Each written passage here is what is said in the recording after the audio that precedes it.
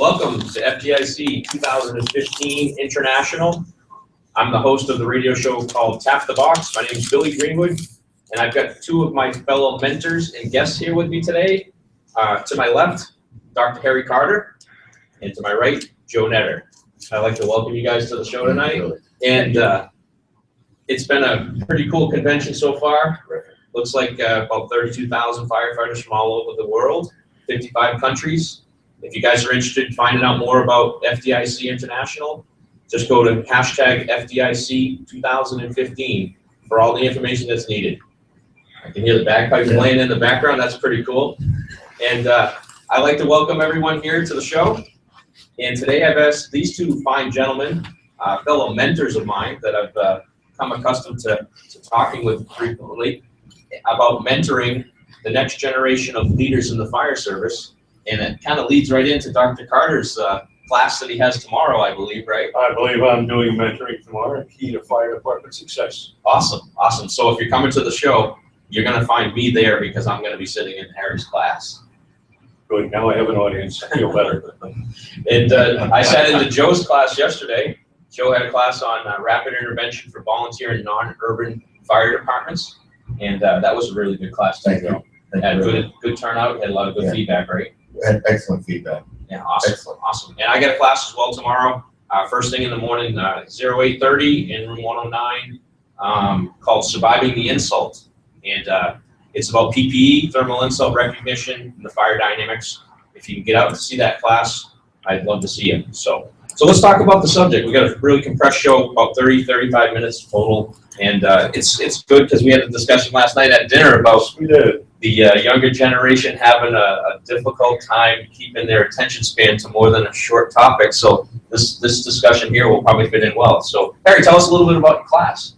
Well, actually, I heard your class about dealing with the insult. I thought that was a management class. How to deal with people. But now my class is going to be a discussion of the importance of mentoring. You have knowledge of two types. There's explicit knowledge available from classes, textbooks, readily available, and there is what we call tacit knowledge, which is the learned experience of each of us. Each of us inside of our brain has a wealth of experience that we have gained by making mistakes and not getting killed in life.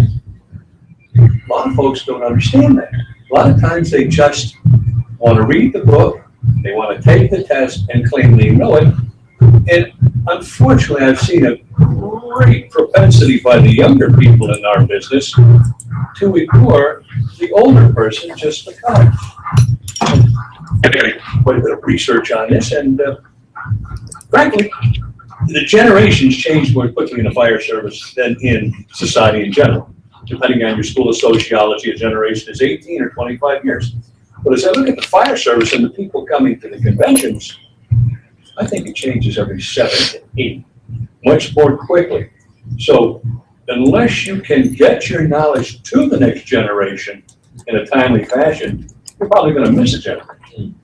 So that's the purpose of my class, to describe what mentoring is, to show the attendees how to generate interest among their organization to mentor, and then on the nuts and bolts of creating the program, putting people together. And one of the keys is people that are being mentored have a mentor. Simple. Absolutely. But my theory is the mentor should learn at least as much as the mentee, because you cannot bring the knowledge from your generation to that person's generation unless you know that person, you know how they think, what they've done, what they've accomplished, And I got this thought from my daughter, who's a firefighter in the volunteers at home. Years ago, we were at a conference, and she says, she's listening to 6 of us old guys talk about how can we train the next generation. And a dear friend of mine, Jack Beltier, says, why don't you just ask your daughter? She's the next generation. Well, she gave me a lot to think about. And point being, you can't train the new person like the veteran person. You have to come to understand the knowledge level of whoever it is so that you can take them to the next level based upon what they already know without logging and clogging them down with facts. It's pretty simple. That's what I'm going to be doing tomorrow.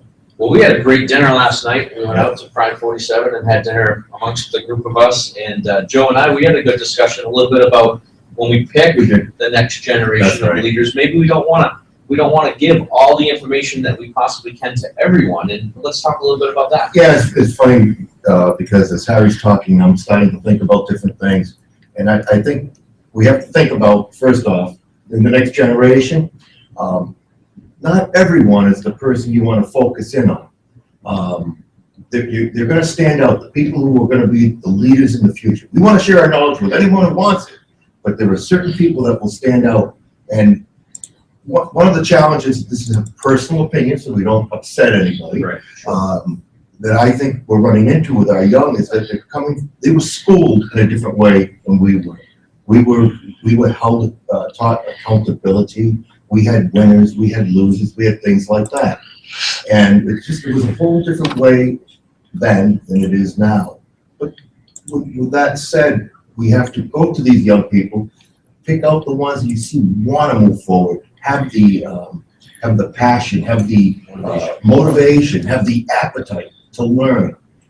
And then it's our job really to sit down and to teach them and to share everything. And the best way I've always found to share is to usually start with some of the filthy mistakes we make.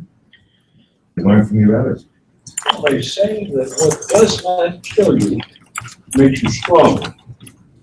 And as I look back on a career in the military and Rawaway and Adelphia and the North Fire Department, and I watch today's safety, I'm surprised I'm still alive.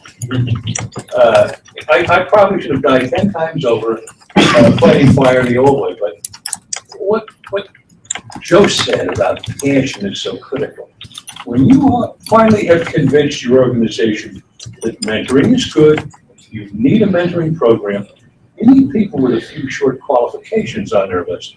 A, you must have mentors who like people.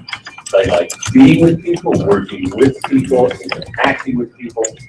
You can't have that grump in the corner as your mentor. But you also have to have a person that's a passion for learning. Absolutely. I guess I've been at this a long time. The better part of 50 years I've been in business. And I think passion carries your life further than mentoring. I did an article recently on the difference between knowledge, education, and persistence. Persistence will carry you through and cause you to win the day. But I don't know, a lot of people figure if they read it in the book, that's all they need to know. And that's sad, isn't it? It is. You know, it makes me think of something recently. I ran into a young man, and he was all excited to tell me that he had just made lieutenant. And his department, they have qualifications. You have to be full board certified at different levels, one of them being fire officer. We started talking and everything. Really, really nice guy. And I looked at him and I said, tell me, what do you think your job is? What's an important job as a company officer? And he looked at me like I had two heads saying, what do you mean? And he stumbled for a moment and I said to him, I'm going to suggest something to you more than anything else. And that is your job more than anything else is to lead them in, accomplish the job you've been assigned if you can, and bring them out alive. And it was always, he looked at me, it was like, where did this come from? They're not learning that unless they're talking to people from our generation. But we kind of have an informal mentoring program in the Adelphia Fire Company. I've been a member for about 45 years now. ex-chief, life member and all that, but we have a group of us that like to take younger folks under our wing. You know, will be the fella that's, when the pager goes off, when the plectron sounds, his eyes roll back in his head and he just goes running all over the place. Job one was to slow him down, sit him down, and give him the lesson that I got in the Air Force Fire School in 1966. And one of the instructors says, "Rule one, kid, you never run on the fire ground unless you're running away from a building that's going to land on your head. Because when you run, you lose your head." And I said to the kid, I was young once. As a matter of fact, I hold the record for suspensions in the first aid squad where I started out as a cadet. But I learned from the older fellas, keep your head about you. Keep your wits about you. Because when you lose your wits, what's the old story? If you keep your wits about you when others are losing theirs, you'll be the man that saves me. Right, yeah. Absolutely, absolutely. You're trying to right, Joe. The younger people think that if it's not in a book, or I didn't hear it in a class, Right. then how good and important can it be? But That's right. a lot of what each of us does, referring to our dear party friend Jack Belt here, a lot of what we do is based upon what he shared with us. Yeah. Now, my class will be dealing with mentoring tomorrow, and there's a very fine line sometimes between mentoring and coaching. You mentor ideas, you coach skills. My football coach told me how to block and tackle. He did not teach me how to think about the ethereal plane of what football would mean in my life. Yeah. But that's the difference. And I'm coming up with a theory that I'm probably going to write about in the next year or so, where the best program really can't be just mentoring or just coaching. There has to be a blend. The senior person must share as necessary with the younger person. And it's not going to be just sitting in a room and drinking coffee and discussing things. It may move these same two people out to an operational position to see how they do different skills. Right. Yeah, you're learning from each other, bouncing things off of each other, Yep. not only at the table or the coffee table, where a lot of learning happens, Absolutely. but out in the field, you know, with hands-on with the training and the tools and the equipment and showing psychomotor skills on how you were taught and how you were mentored over the years is critical. It was critical. And you're both absolutely right. The newest generation in the fire service has a really short attention span, and the tolerability of sitting and talking, explaining things has been compressed. Very similar to this show, going to be very compressed. Absolutely. Right? And in reality, if we do a little bit of that in the time span that they can tolerate, and then follow it up with a psychomotor skill out in the field for following up with mentoring of a skill or a tactic, you're compressing both together and creating a total package. Now, you remember what I told you last night about the project I'm working on, where I'll be doing a series of 5 to 7 minute videos suitable for YouTube or distribution that are going to be dealing with classic principles that have been kicked to the curb by younger people as unnecessary in today's world. Well, you might not think they're necessary, but there are people around you who do. There's a generation or two before you that thought they were good. And I'd like to introduce these basic principles: loyalty, integrity, honesty, morally upright. Well, honest, I've got to do with anything. You're out there protecting the public. They don't want a crook or a thief or a reprobate or a child molester coming into their house. But there's a whole range of things that are looked at as sideline topics. Well, my job as an old timer, and I think being 67 years old qualifies me for old timer, is to bring theories forward with an explanation of their merit and a defense or an attack on whatever the problem is. And then you give people the knowledge to think about. All of those subjects that you just brought up are truly the foundation of what the fire service was developed on over the years. Yep. Of all the people that blood, sweat, and tears have put into it to create what it is now, and to have that trust, confidence, and the ability to be held responsible for people's loved ones. And I think the generation that may have skipped that, kicked it to the curb, are now the ones that we're truly starting to see in the news, in the internet, in the media, of having problems that have surfaced that reality-wise didn't happen to the generation before because it was driven into them. Forgive me for piggybacking a little bit on Joe, but one of my great problems with society right now is the fact that people are being brought to adulthood thinking that everybody is going to succeed. We don't keep scores at athletic events because we don't want winners and losers. We want participators. Well, I'm here to tell you, life is not like that. There will be successes and there will be failures. And the sooner you can get that into people's heads that maybe if I work a little harder, I'll do a little better. Yeah. Really, I think that as Harry's talking, it made me start to think back. And the commonality with Harry and I was our dear departed friend, Jack Peltier. Jack was my mentor. I called him my fire service dad. That's when I met Harry and came to FDIC and all that.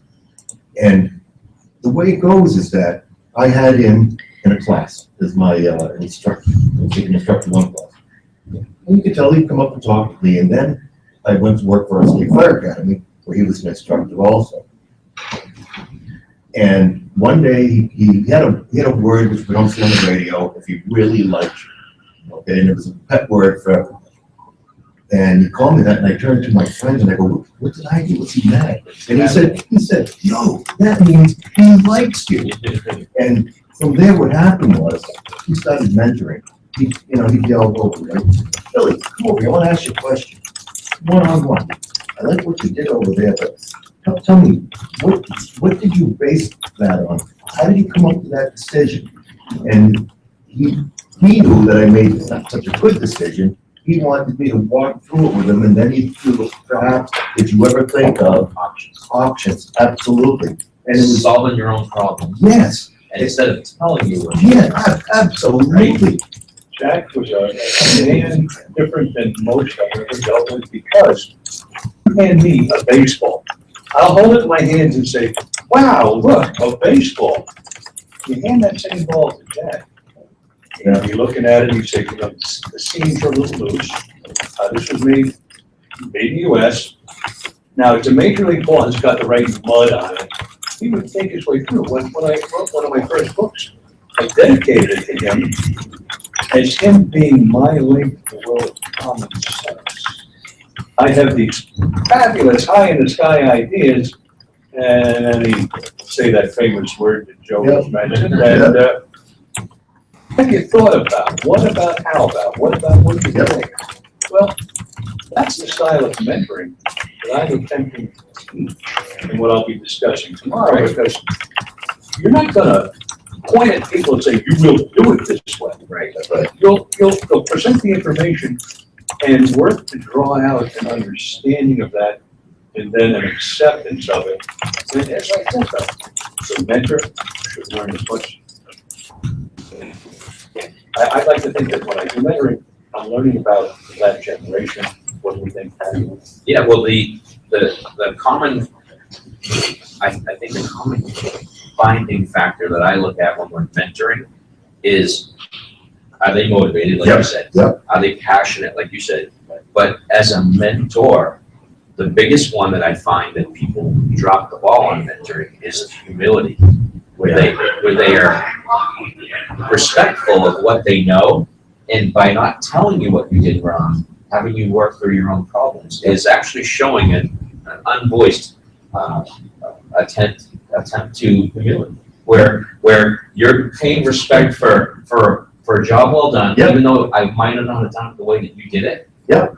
But we can get there through a different Absolutely. path. Yeah. And let's work through it, and you solve it. And when you solve it, you're going to remember it versus me just telling you, because we all know that, lecturing and didactic stuff, it's the retention factor is not there. It's spot on. Right? So I always look at those three things: motivation, passion, and humility. As a great leader or a great mentor. You know what really came down to is when I believe this, when you mentor someone, you identify them, they have all the traits. We want to teach them to do one thing more than anything else: think, learn to think. and to move forward, because That's a difficult process It to is. teach. it is. And it's my feeling that the best way to teach that is to exemplify. Yes. Many things in life are not in the book, as we say from mentoring. But if you want someone to do something, live that something. In one of my courses I teach, well, if you want people to be on time, be there waiting for them. If you want them to be in the right uniform, make sure you're in the right uniform. One of my replacements, when I left the battalion to go back to training, took my spot, and the story comes back to me that he was screaming at these two guys that they weren't in the right uniform. At 6 o'clock, you should be in uniform. A, you don't scream at people in front of other people. B, you don't lecture on wearing the right uniform when you're wearing a bathing suit and shower cloth. Bathing suit and shower cloth. You've got to be believable before you can. Well, the believable part falls right into the building trust and confidence in your mentor. And then we joked a little bit about, before we went on the show live, about the law of magnetism. And I read John Maxwell's work, and I understand that it's not always fire service based, it's really church based, but in reality, people are attracted to like-minded people. And if you emulate not wearing your uniform properly or showing up to work late, you're going to actually attract people that are like-minded. That's right. So if you're mentoring, you have to be like. Absolutely. I think of, you did an article, I think in March or February for Fire Rescue Magazine. Yes. And it talks about succession and planning and helping people to move up. We need to do more of that. Yes, succession planning is the Yes. future in the fire service. And I don't think a lot of administrations and fire chiefs think about I that don't. until it's too late. And then they go, oh, geez, who am I going to put in that position? Yeah. Now, one of the things that we lost over time, when I was studying 40 years ago for Captain in New York, there was an Oklahoma text that had the concept of the 3-position rule of leadership. Rule 1, you're the occupant of the position you're holding. Rule 2, you're an aspirant for the next position. But Rule 3 is you must be the mentor of the person taking your spot. So that's been around a long time, but like many theories, the wave crested and then went back out to the beach. And well, perhaps that's my role as a senior member of the business, to just bring back thoughts for people to think about. Well, all the stuff that's going on now with fire dynamics and the stuff that I teach as well is stuff that you guys experienced before I was even in the fire service. It just didn't have fancy names of analytical data, right? We discussed this in the past. Unbelievable. And it's no different. There's no real reason to reinvent the wheel with the mentoring or leadership or succession planning program. The information has been out there for years. And like you said, it's a wave. It comes back around and we just need to re-bring it up. To implement it for your generation. What I enjoy most about the current research, I've been like the voice in the wilderness for 30 years screaming, we need research. We're going based on just what he told me over the last 40 years. Well, now they're coming out with these theories based upon live fire. Yeah. And they're saying, you should never ventilate a building without a hose line in place. I felt like I was going through Air Force Fire School in 1966. That's what we were taught, vent until you got a line in place. The big change for an old guy like me, who knew the standard time and temperature curve inside out and the 10-minute flashover point. It's different. Yeah, the curve now is definitely. It's much more Proven by research. Proven by research, much more compressed. And you're arriving at times when things go bad or about to go bad just as you're taking the door. And that stuff's now all proven. We have to take it in, absorb it, learn from it, adopt it, and implement it. I'd like to kind of throw out something just a little bit, because I know we're going to run out of time pretty quick here. I have a good friend named Bob Lamb, and Bob, he's a smart man, and he used to say the challenge, anytime you take a management job, is understanding the difference between power and authority. And that's something, again, we're not seeing being taught. I think, to me personally, the best way to teach it is to be a good leader and a good officer, and understand that you have authority and don't let the power go to your head. Harry, you got any? Not that you said we had Billy, but I very simply, completely agree with him. But going back to the magnetism where good breeds good, Yeah. bad breeds bad. I can look back over different fire departments where, gee, they did swell until this person became the chief. And then they went off down a side road, and some of them never came back. Yeah. The key is you have to live and emulate the behavior, display it. And I'm talking about the whole range of things we've talked about. You display it, and then it becomes expected. Best example, my dear friend Bert Clark and the issue of seatbelts. In the Adelphia situation, I was an early proponent. I signed a pledge for anybody else in our area. And for many years, as a driver, I would lean over and say, seated and belted, please. We're not leaving until you're seated and belted. Now, it caused me to get into fights with the officers. And one day the guy says, I'm not putting my belt on. Okay, I shut the fire truck off. Okay, you can drive then, I'm getting up. We got a fire, you can't. It's not a fire, and I'm not leaving until you put your belt on. Having a daughter in the fire company, Katie, what are they saying about it? Well, she says, if they really like you, you're the seatbelt Nazi. If they don't like you, it's that famous word we're not allowed to use on radio, you're the seatbelt, you know what. Yeah. Well, now, everything is many years later, the crop of officers listen. Now that's company policy. Yeah. And first thing I do, I get in the fire truck, put the belt on, fire the truck up. The crew loads up, and to this day, seated and belted, please, gentlemen. And there was a change of behavior over a 10-year period where it was a lot of heartache on my part, but I believe it. Yeah, cultural change takes time. It's not gonna happen overnight. Yes, exactly. And it can be positive or negative, unfortunately, cultural change, like you said, but that's a positive one, and that's truly an officer that's emulated that for years to create the culture that it is now. Great, absolutely. Well, we're coming up here on about 30 minutes. We got 7 minutes more. Okay.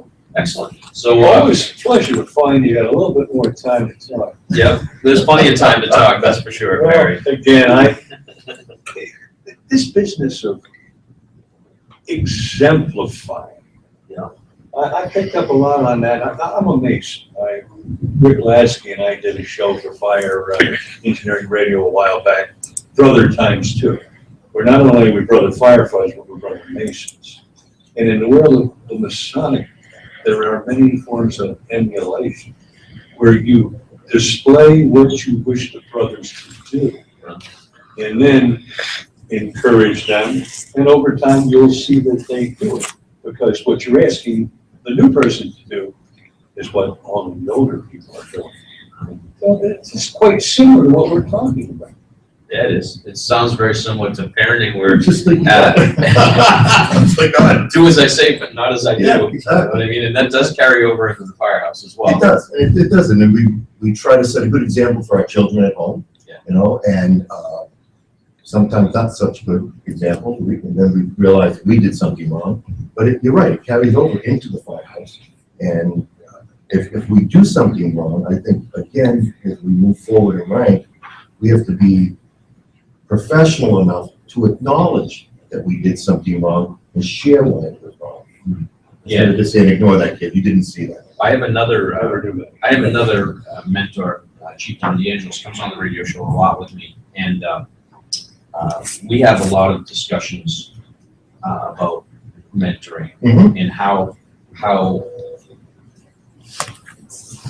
when you don't have a good mentoring program in place or a coaching program in place for a new officer, and you just slide the badge across the table and you say, here you go, you're on your own, figure it out kind of thing, that you fall back on leading from emotion because you have nothing else to fall back on because you don't have any experience, or you haven't been mentored, you haven't been coached. Yeah. And when you lead from emotion, you lead from your upbringing. You lead from how you were treated by your parents, if you even had parents, because the generations have changed, Yes. right? And so the newest generation coming into the fire service now, the youngest generation, I got a boy that's going to be 18, right? If he decides to become a firefighter, both parents are working. fortunate enough that, my wife's with me, we're not divorced, they've got a loving family at home, but both of us work. So they are truly kind of self-sufficient little children that have experienced life at a younger age than a generation before, that have had to take care of themselves, had to been responsible for chores, maybe younger siblings and stuff. And as they come into the fire service, they are kind of self-sufficient, and they have this short attention span because they've had to make decisions, they've had to make choices, they've had to work through problems, but on their own timeline, because there's been no guardianship to keep track of them and tell them it needs to be done by this time. So I'll give you the example: you hire a new kid, I need you to clean the floors, I need you to mop the floors, I need you to clean the bathroom, and I need all that right here. We're going to train at this time, and then after this time, we're going to have coffee break because the union says this is coffee break time. And then right after that, it's training hour. We're going to be training. And the first thing the young kid says, what, we just hired somebody in my firm who's 18 years old. This is toxic. What do you mean it's toxic? I don't clean my bathroom, twice a day at home. And all this stuff that you need to have done in the next 6 hours, at home I would do that on my own timeline. So now they just don't understand. There's no comfortability with chain of command and orders and stuff like that. Right. Because everybody's going to succeed. That's right. Everybody gets a trophy. Everybody. It comes full circle. It does come. You talk about lessons from your parents. When I made captain in 1977, my father gave me a card. I had to check it. The check is long forgotten, but I wish I hadn't lost the card, because the advice he gave me, I've lived as an officer for all these years since 1977. He said, "Harry, you're now a company officer in charge of human life." As a military guy, my father retired as a colonel. He was an infantryman in World War II. He says to me, think of your job now as though you were a combat platoon leader, and you're returning from a mission on a cold, wet, rainy night. Your job is to see that every one of your people gets a hot cup of coffee and a dry blanket before you get yours. Eat your seat left, leave your seat left. Absolutely. I have lived that, and on those occasions when I forgot that lesson, it took me months to win the people back. But again, all the research I've done, looking between the books and my life, it turns out I am a servant. I am nothing unless my team is happy, productive, and selective, and reflective. Absolutely, and that goes right back to the leaders eat last mentality, that the troops need to be fed and taken care for, and that builds confidence and trust that they have bonded with you, because you respect the fact that they're the worker bees. They need to actually be fueled for the fight, and you Take it back to the cavalry. Oh yeah, The horses get walked and watered and fed before the troops. Because without the horses, We ain't going anywhere. Nothing. Right. Well, I appreciate both you guys Thank coming you in ever so and- much. Quite welcome. and, Thanks for coming in. Thanks for having me. And I just want to remind everybody that FDIC International is ongoing right now. It's show floor just opened up. You heard the bagpipers come through. They actually did a march through the floor. They came through the common hallway there, and it probably screwed up the audio for a little bit. But we hope that you guys enjoyed the show.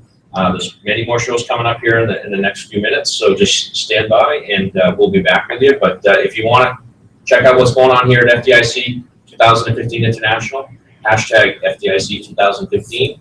You'll find everything you need to find there. Class announcements, product stuff, vendors, everything that you could possibly have. And then later today, these two fine gentlemen are probably going to go back and sit down and have a cold beverage. But I'm going to go do the Courage and Valor Ray Downey 5K run for the Courage and Valor. When you see me running, there'll be a man behind me with a gun.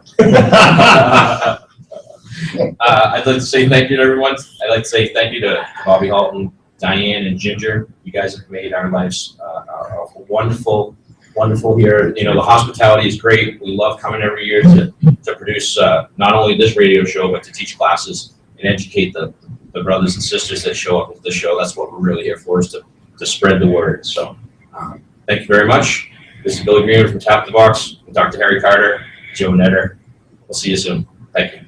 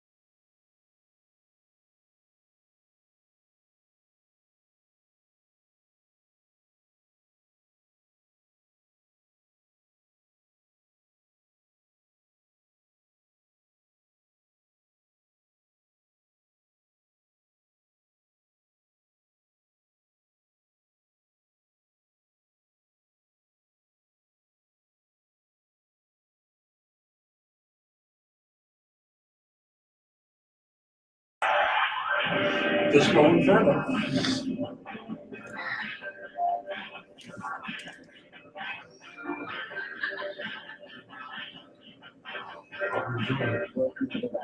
Morning. You can sit with us, Chief.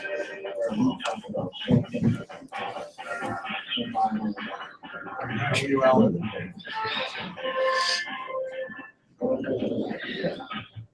It gives a little repeat on the end. Hi, everybody. This is Ronnie K. Tommy A. Stuff right now, Brunacini. It's a little known fellow who runs around here at FDIC every year.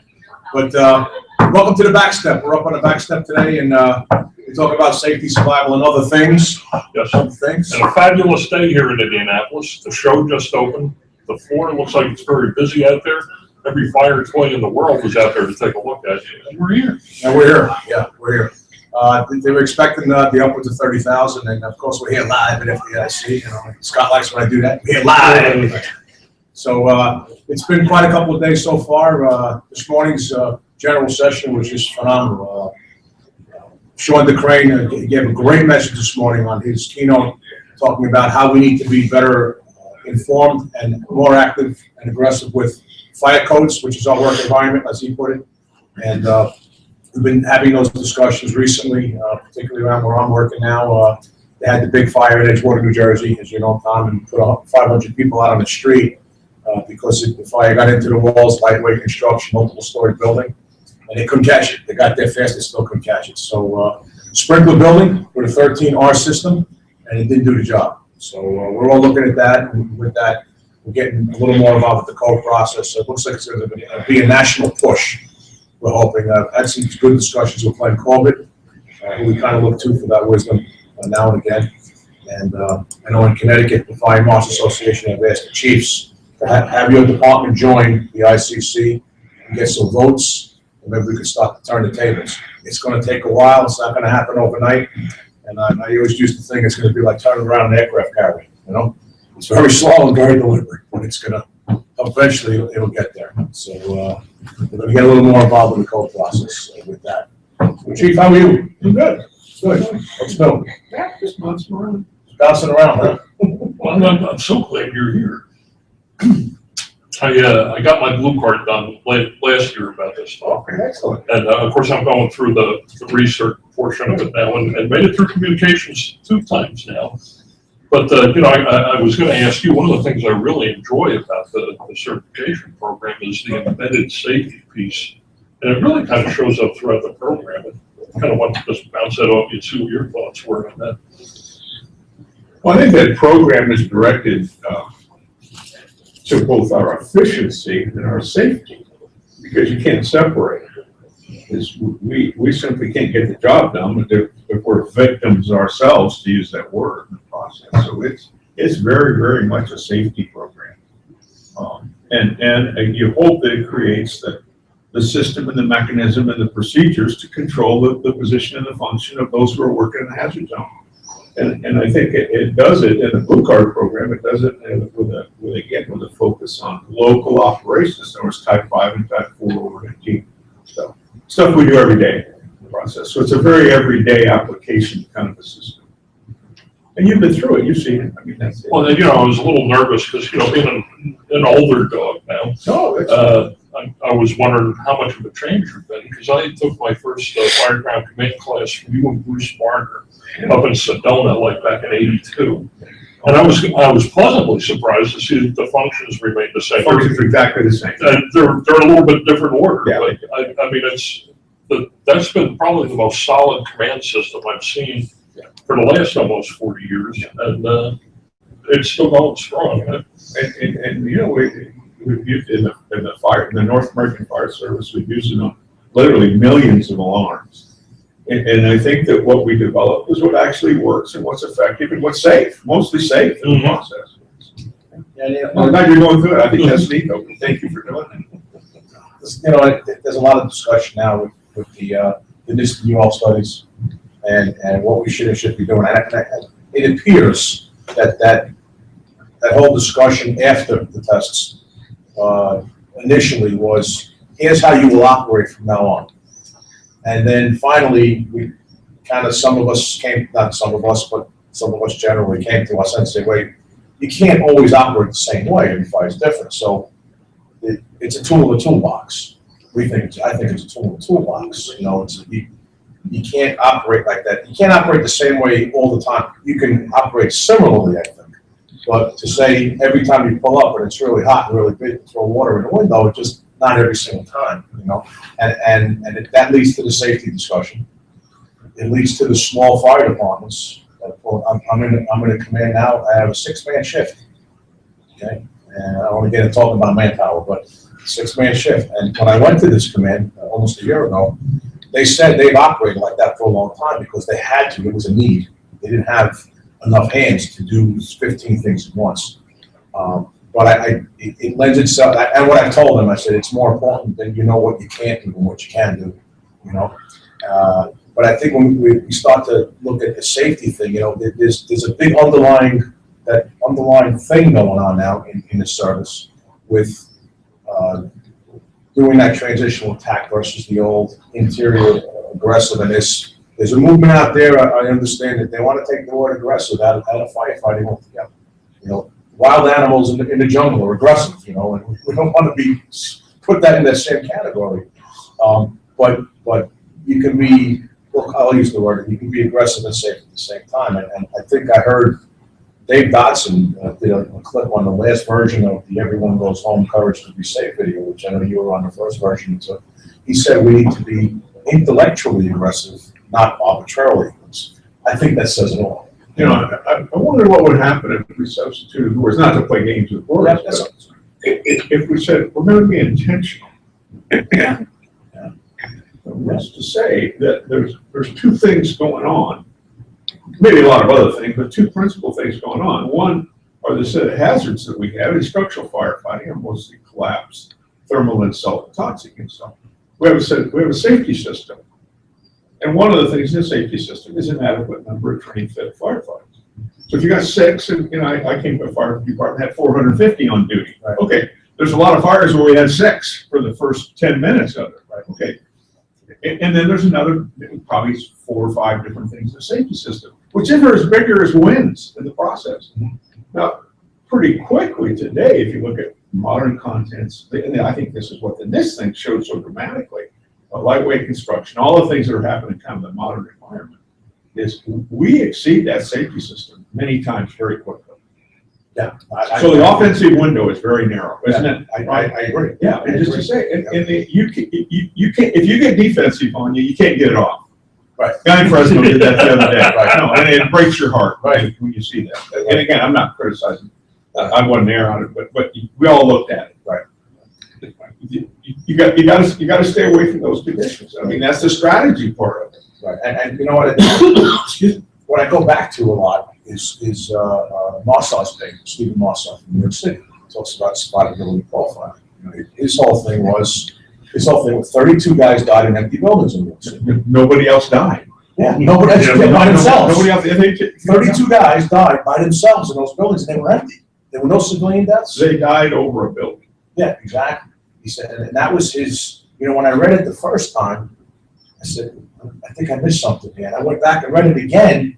And I said, I didn't miss it. That's what he's talking about. And then I met him and we had a nice long discussion about the paper. But 32 guys died in empty buildings. You know, not vacant buildings necessarily, but the people were out or already rescued or they weren't even home. And so he makes a great point. And now I use that when I teach fireground safety or the Everyone Goes Home program. I talk about Marsaw and I say, listen, you pull up to that house, that 2.5-story frame house, 2 o'clock in the morning, and fire out every window. Where you going? You're not getting in, first of all. It's 1,800 degrees. You're not getting in, you know? Well, let's say that there is somebody based on draft currents and dispositions of doors and so on. The best way we can save them is put the fire out. Put water on it. Put water on the fire. The comic, right? No, it's my favorite guy, right? He was the Put water on the fire. all the time. For a decade, he was the expert in what we should look at. That's right. No, put water on the fire. You will save more people with water probably than you even do in physical rescues. And last year or the year before, I think up on the big stage, you said when you were a Kobe a couple of years ago, they told you just keep putting water on it until you can't put any until we run out, right? Until the mains run dry, just keep putting water on, you know. And that's, you know, I've been stealing your lines for the last 30 years, but I had to use one. Well, we steal with pride, right? Yeah, absolutely. Well, I cite my sources, so it's research, not plagiarism. Oh, it's research? But I was telling some of our guys, I said, you know, there's a reason they're called the laws of physics and not the suggestions of physics. Yeah, but they call them the commandments. Yeah, not the suggestions of physics. That's one of my favorites. Hey, we're here with Ron Kanterman and Chief Alan Brunacini. For those of you that aren't at FDIC, hopefully you're tuned in. If you have any questions for any of us, the number to call in is 1-760-454-8852. That's 1-760-454-8852. 454-8822. If you have any questions, give us a holler. It's so cool that you're here. I'm supposed to see Rubin here? Yeah, he's coming in. right up Okay, after, good. so Okay, great. you end up doing a double. Okay, So we put in a double you pay, is that all right? yeah, that's right. Yeah. Just a note to Bobby Holton, just make sure that the chief's check is made out twice, that's all. So whenever he sends me a check, I can cash it on a bus. Catch it on a bus, that's nice. Ron, I was gonna ask you, you did a presentation on Monday, one of the pre-conference workshops on, was it safety leadership? Safety, the title safety leadership, and I just want to explain where the course came from. In Connecticut, we found that the chiefs were sitting around 3 years ago and talking about that the chiefs, they started to make promotions. They got a couple of lieutenants, young lieutenants, and they're saying how great they are at fires, and they're lousy in the firehouse. You know, it's basically what she said. My lieutenants kick ass on the fire ground and they suck in the firehouse. So the next chief says the same thing. So we said, you know what? We need to have a course, a week-long course for new lieutenants to tell them everything that they should know about the job. You know, and we went and asked officers in the past, what do you wish you knew before you took the job, before you took the test, before you got promoted? And it was all the stuff that not about fires. We don't even go to fires because we go to fires. It was about leadership. It was about dealing with difficult people and all that stuff. So through that, we kind of massage, and we got a 1 week course now that we fill up every year. We'll be doing the third one this time. We do it every January. And it became an in-demand thing in Connecticut to get your new officers there. And I put together a 4-hour module on the line officers' responsibility for safety of the school. Not just at the fires. It starts in the firehouse. It starts with slippery wet floors, and it starts with trip hazards. And we go through the whole gamut. And we kind of talked about the physical plant, talked a little bit about operations and things like that, and we do some case histories, some pictures and videos and that kind of stuff. The interesting thing is the young officers that we do this class for, and even here at FDIC on Monday, everybody seemed engaged. Everybody seems engaged this week anyway. All these instructors we spoke to, Monday, Tuesday workshops, they said, well, my workshop, the guys were like coming out of their chairs, you know, so it's good. There's a lot of electric in the end this week, you know. But we basically, we cover a little bit of the gamut, talk a little about the IFC, rules of engagement. And we talked about 1500, you know, and I know you were one of the authors of it, or the author of it. And the interesting thing about 1500, I put one slide up. It talks about not committing on people if it's a defensive strategy, and it's nothing to be saved, you know, that kind of stuff. And we talked about the fact that 1500, when it was written and published, and you can comment on this, right? The whole fire world went, we can never get that done, it's too big, it's too much, and we're doing it. The thing is, all these years later, when was it released originally? Was it 87? 87. So 87, almost 30 years ago, the fire chiefs of the country said, we'll never do all of that. That's crazy. That guy really said he's been out in the desert too long, you know? And sure enough, we're doing it all. We're doing it all. We're guys taking physicals, and we're doing all of that stuff. We got all kinds of programs. So we discussed that, and the young guys in the room here on Monday, they looked at, when I said that, to them it was like, what do you mean there's a problem with that? We're doing all that stuff, you know. But to the older guys, it's like they understood the journey to get there. So we had a good afternoon. You know, and I like to think that eventually we'll get to a point where the safety is so much of the culture that they won't remember what we were doing back in the 70s. But I think that comes with turning over the personnel, you know, the decades. You know, and the best example that I got of that I put toward this is when 9/11 happened. Speaking to a chief, I was in New Jersey at the time, so we were pretty close. Another chief in New Jersey said, 9/11 will be better. People will feel good. People will kind of get a little bit past it in the New York Fire Department. 25 years now. When the guy who's the probie today on 9/12 retires 25 years from now, and you have a whole new set of people that really weren't around. Come on, and we call for waiter service. There he is. Wow, you're Johnny on the spot. So thank you very much. I'll leave you a tip. Don't smoke in bed. Check your smoke alarm and your batteries. So with that, it's a whole generation. Now, I'm thinking the safety thing, the same, because We started that now. At the fire academies around the United States, they're doing the 4-hour, every one of those home fire safety safe programs. So the kids, we'll call them kids, they're growing up with some sort of a safety culture in mind, you know, your perspective. I think exactly what yours is, Ron. I completely agree with you. I think that we have made incredible advancements. Let me call it physical safety. If you look at 1500, we got off tailboards, we used SCBAs, we improved the quality of protective gear.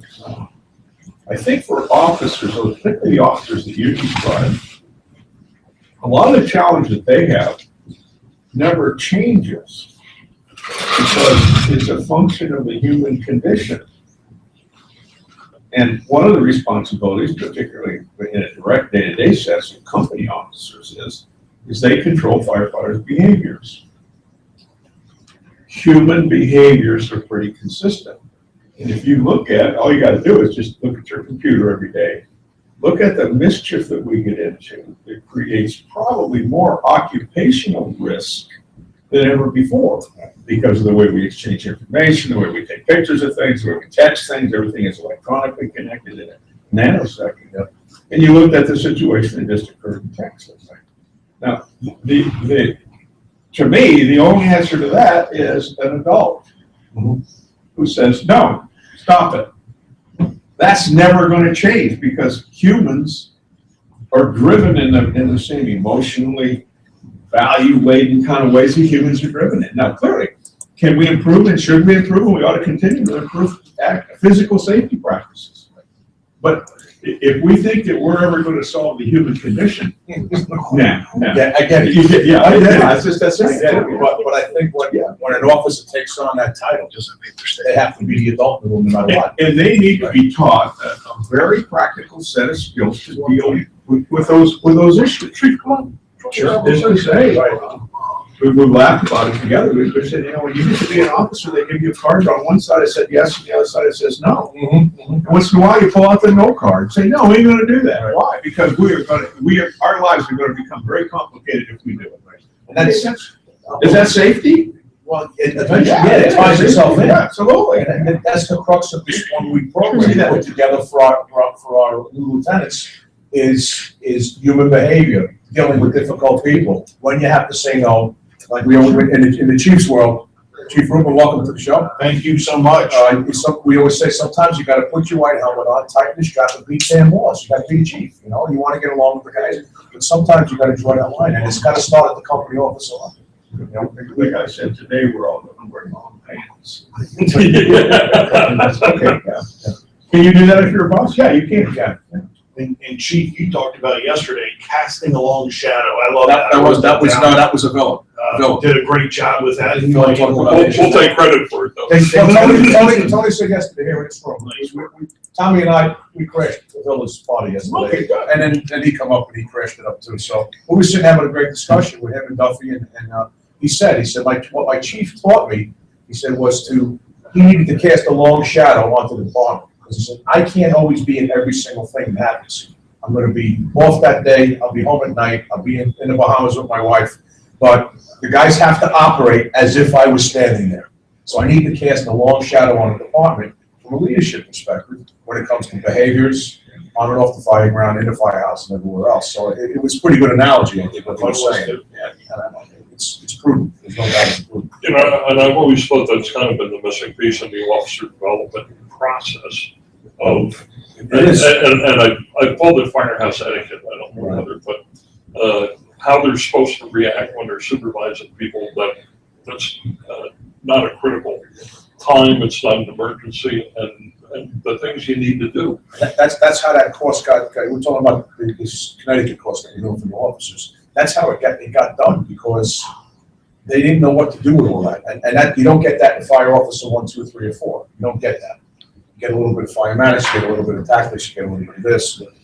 You look at Maslow's hierarchy for 15 minutes, and everyone's good with the world. You know, so this was everything that you're not going to get in that, and it's worked pretty well. The chiefs are telling us after 2 times of running it, they're saying, "So that kid that came through the class, boy, he's full of fire and vinegar, and he got some good ideas." Good, that's good. but it starts at that level. You know, we talked about yesterday. It's when you sit, there's 5 guys sitting around a table. 2 guys are doing something silly, and that's knock it off. You know, 3 words. It's all the lieutenant has to say. Knock it off, or not now, or not today. So it's that simple sometimes. You know, it doesn't. It's not complicated. It doesn't have to be complicated. It can be that simple. Oh, then you had time. Somebody say something. But how do we manage etiquette? Use your word. Yeah, I don't know whether you can manage it, but you should instruct them. You know, I taught a class the other day someplace, and it was in a high school, very nice high school. And when you walked in the door, it had a kind of a poster, and it said, "Prompt, prepared, polite." You wrote it down, didn't you? I know you did. I know you wrote it down. What would you like your crew to be? Prompt, prepare, and polite. Be nice. Right, goes back to be nice again. Right. But should we teach manners?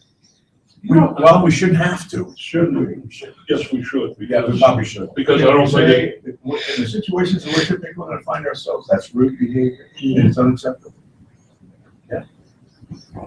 absolutely. You are afforded the highest level of intimacy with your customer. You have more power than any other worker, because you can cut their clothes off of them. Is that a very confidential connection that you have? Oh, absolutely. Don't take a cell phone picture. Right. No, you're right. You know, I know. Is that rude? I mean, to say rude, it could be illegal. Worse than rude. Yeah. Worse than rude. That's right. That's right. Can we teach that? Yeah, I think You can. And You know, what would your mother say? Mhm. Be nice or I'll kill you. yeah. If she's Italian. Right. Be nice or I'll kill you. Right. Yeah. I wait till you fall. We can teach it. And then what? See the long shadow. What's the long shadow?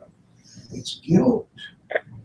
He's there all the time. Phil's there all the time. Yeah. Why? I don't want to disappoint the chief. I'll tell you a quick Is that a story. strong mom? What? Oh, Lord. Oh, yeah. We try to talk about his mom. When I worked, his voice changed. When I worked in New Jersey, I had an officer call me up and said, I got in trouble last night, and I need to come to see you. So he came.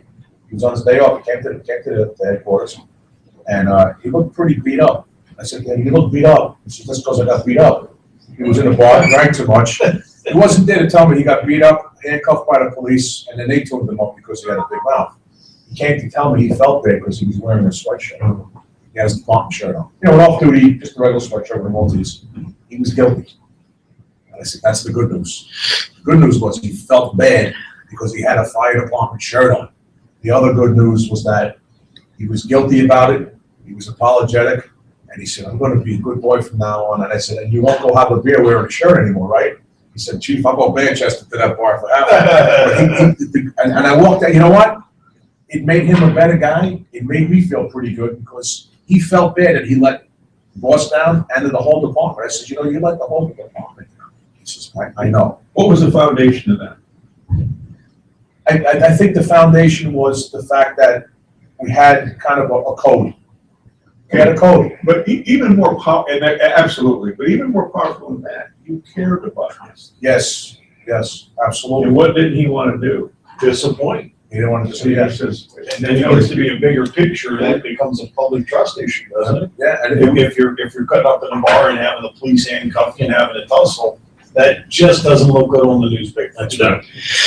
Unless you're in New Mexico. so the good news was he felt bad. but on the most primitive level, it's the fact that you have a boss that cares about you.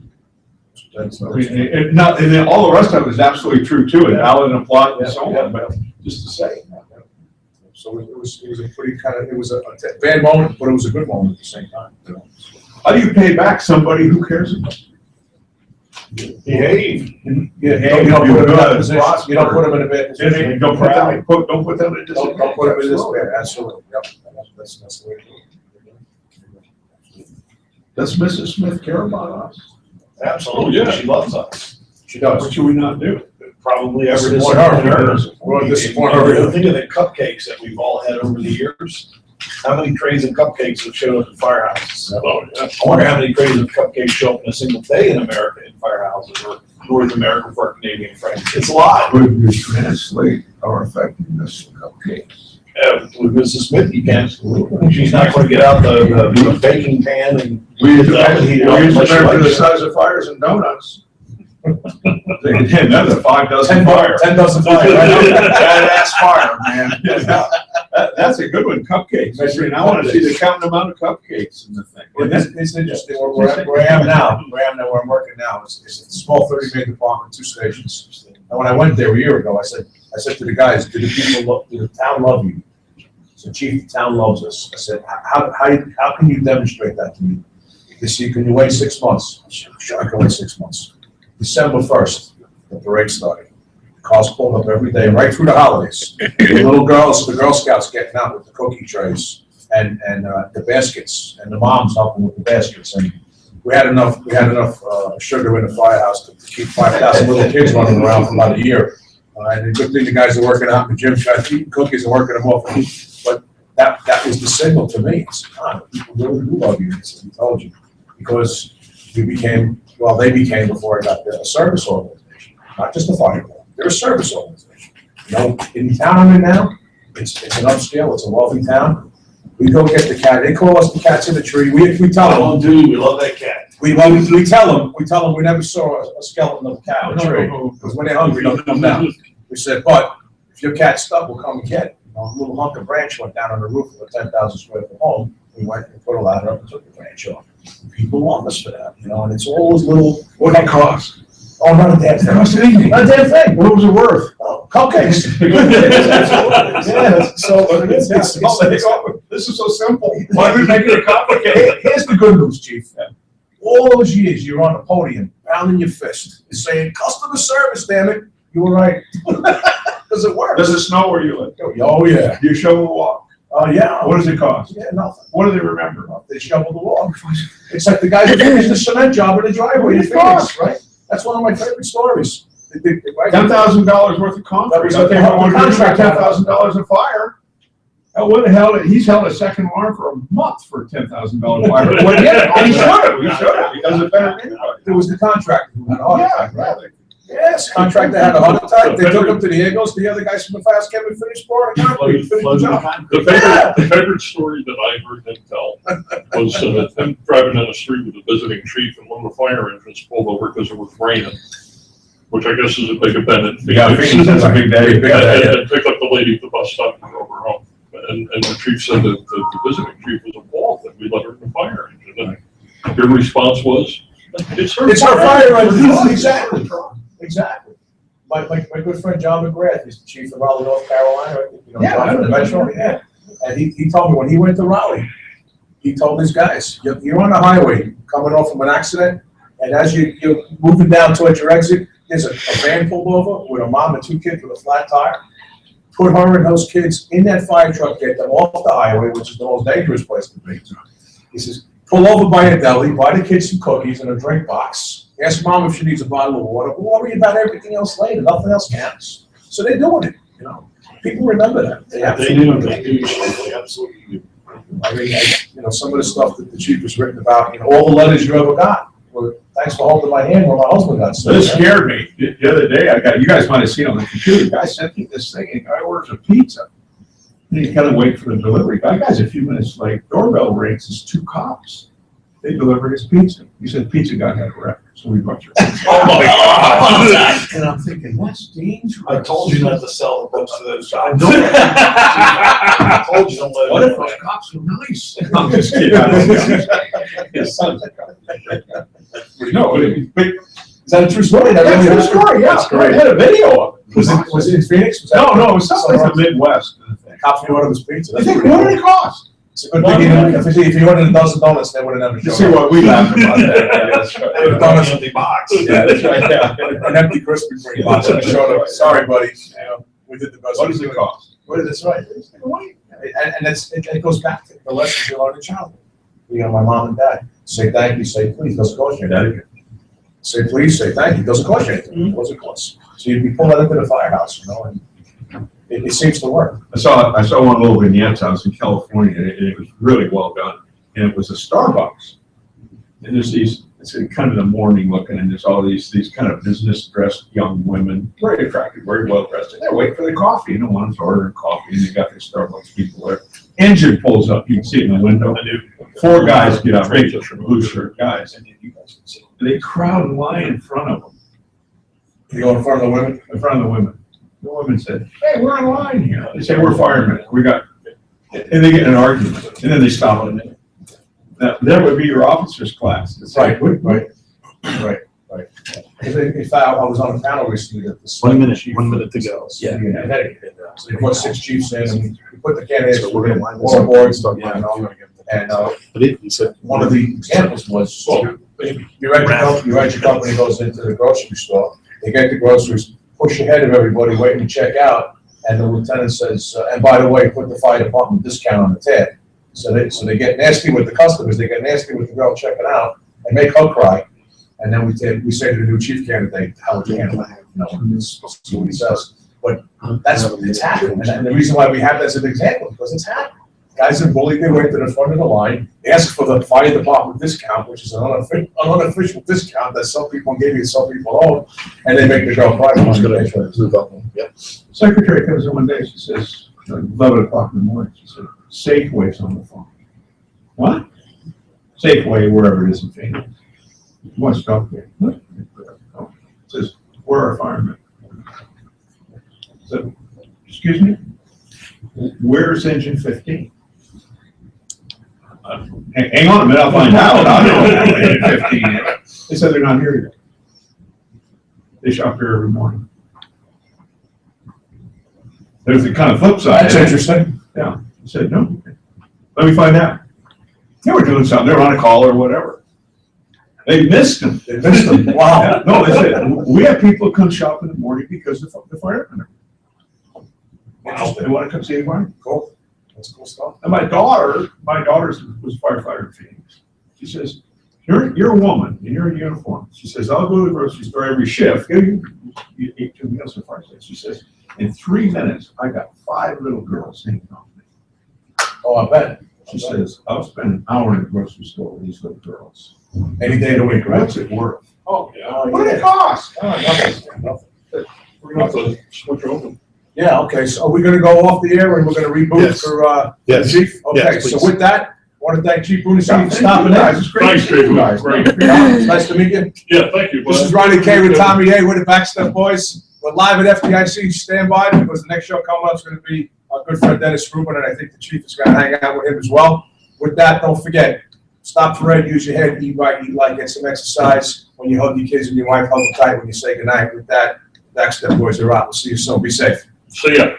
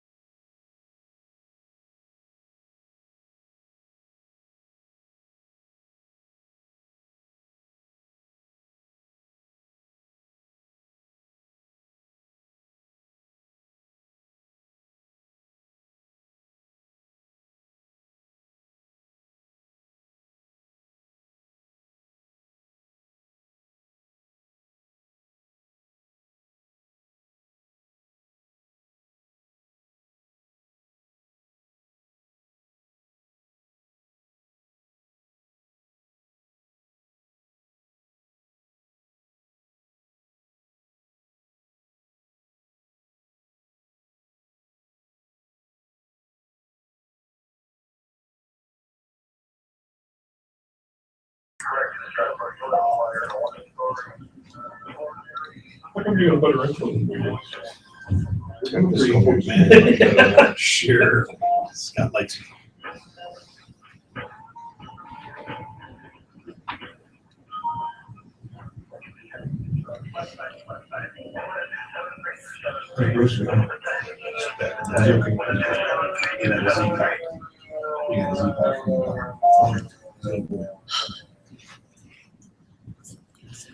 Ladies and gentlemen, let me say a warm welcome from FDIC. You're listening to Contemporary Issues in the Fire Service. I'm Dennis Rubin. I'm going to be your announcer for today, and we have some amazing guests and a couple of additional folks here at FDIC that has dropped in. I thought we would first start off, however, by just giving a little flavor of what's going on at the show.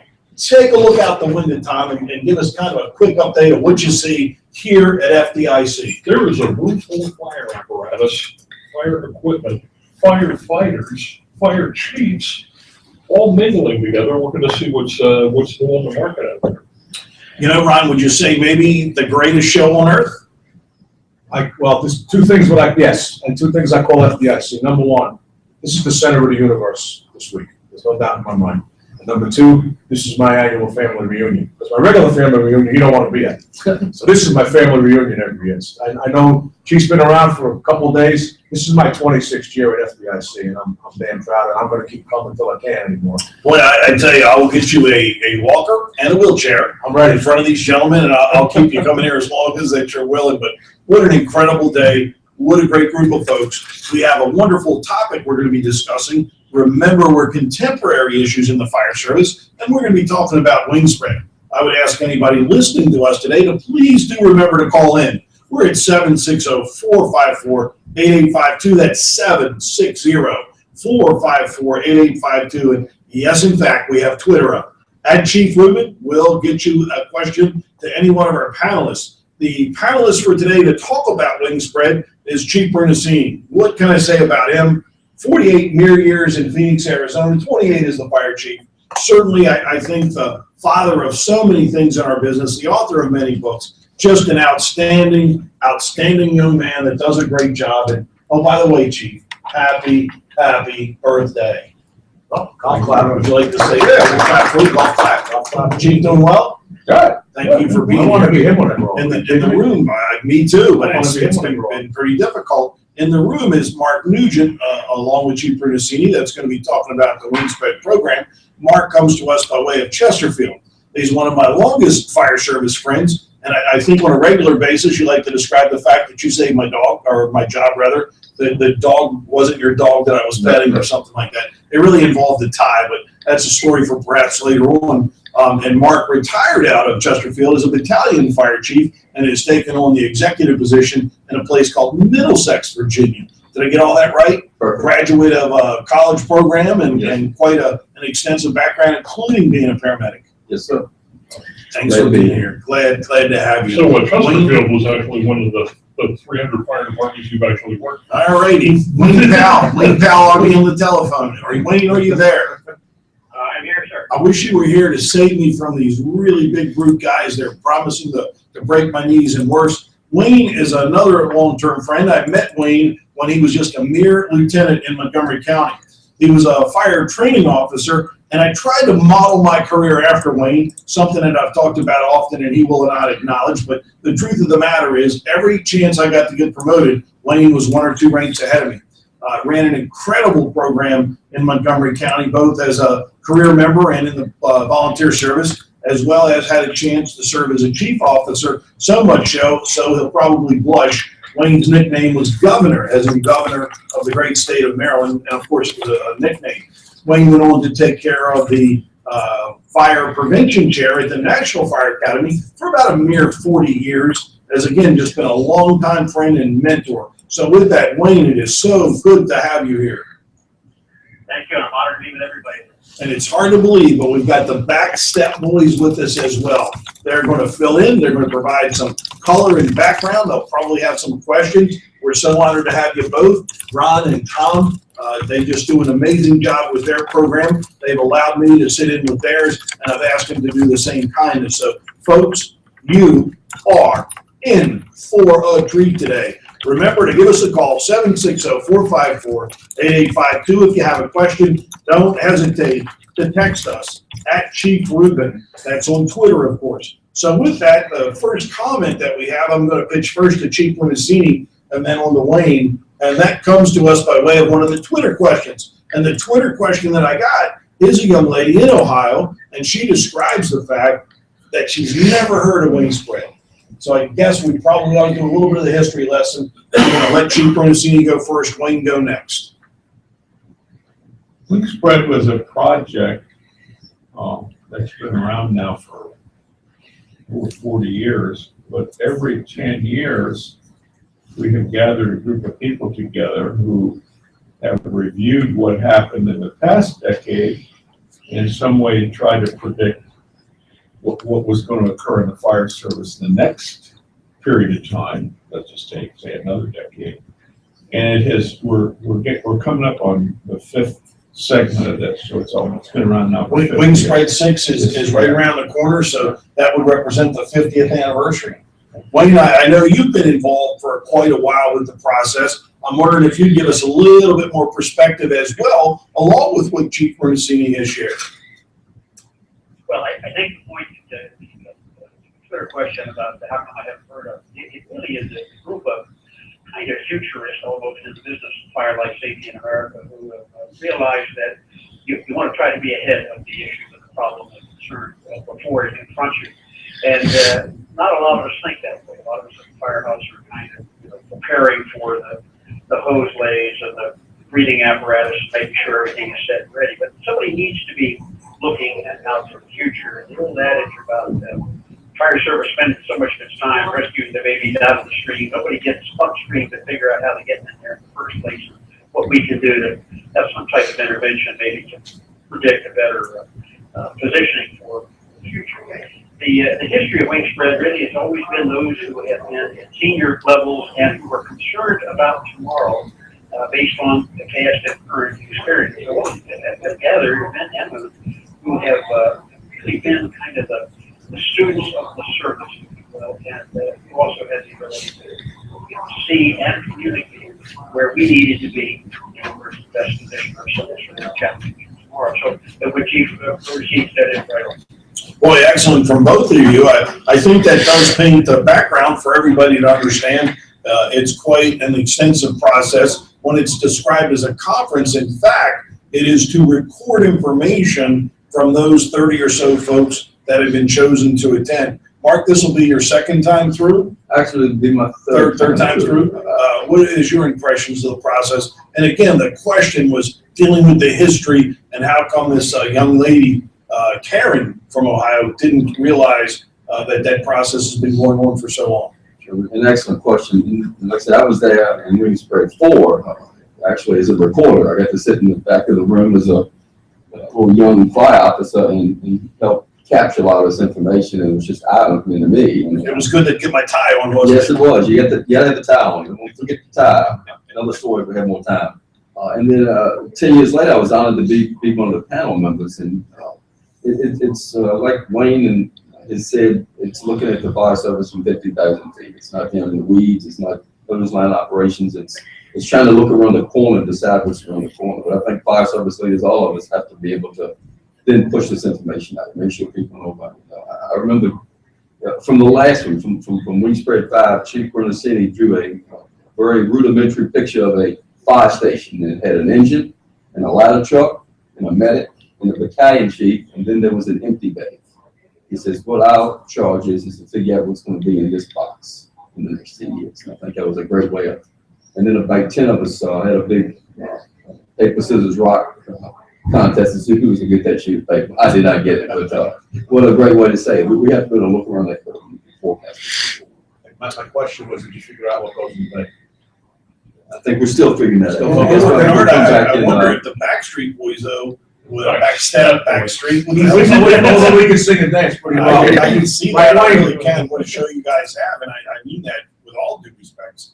Any background information that you want to share with our listeners about the historic piece, about what the historic value is, and perhaps maybe you've used the information in research or has provided you help in some way. And I'm embarrassed to say that, you know, I'd never heard of wing spread until I started doing some research on various executive fire officer projects. And when I found the information that was out there, and, you know, the little pamphlets were published after that, and it contained a wealth of information on there of stuff that I was like, this is great, you know, we're looking at where we're going. I agree, but, and in fact, when I was a young college student in the 70s, and young in the business, my professor, Jim Murtaugh, was one of my first professors, and he had us read the early wing spreads. I mean, you know, what was the first year? 1966. Okay, so I was in college in the early 70s, so I was probably the first batch, first time. I said, you guys got to read the wing spread. We never heard of it, of course, but as time went on, when it would be very lightly advertised. But I think it's another one of those, like Dennis would say, the National Fire Academy is the best kept national secret in the world, you know? So. Just as a side note, and Wayne, I'm so glad you're here on the phone, because, you know, I quote President Truman's fire prevention speech, for lack of a better term. I do believe Wayne was holding cue cards when that speech was given. He's a historian extraordinaire, and you know, I didn't mention it in the opening, but I would also say he's a quiet giant. The contributions that Wayne Powell has made has been amazing.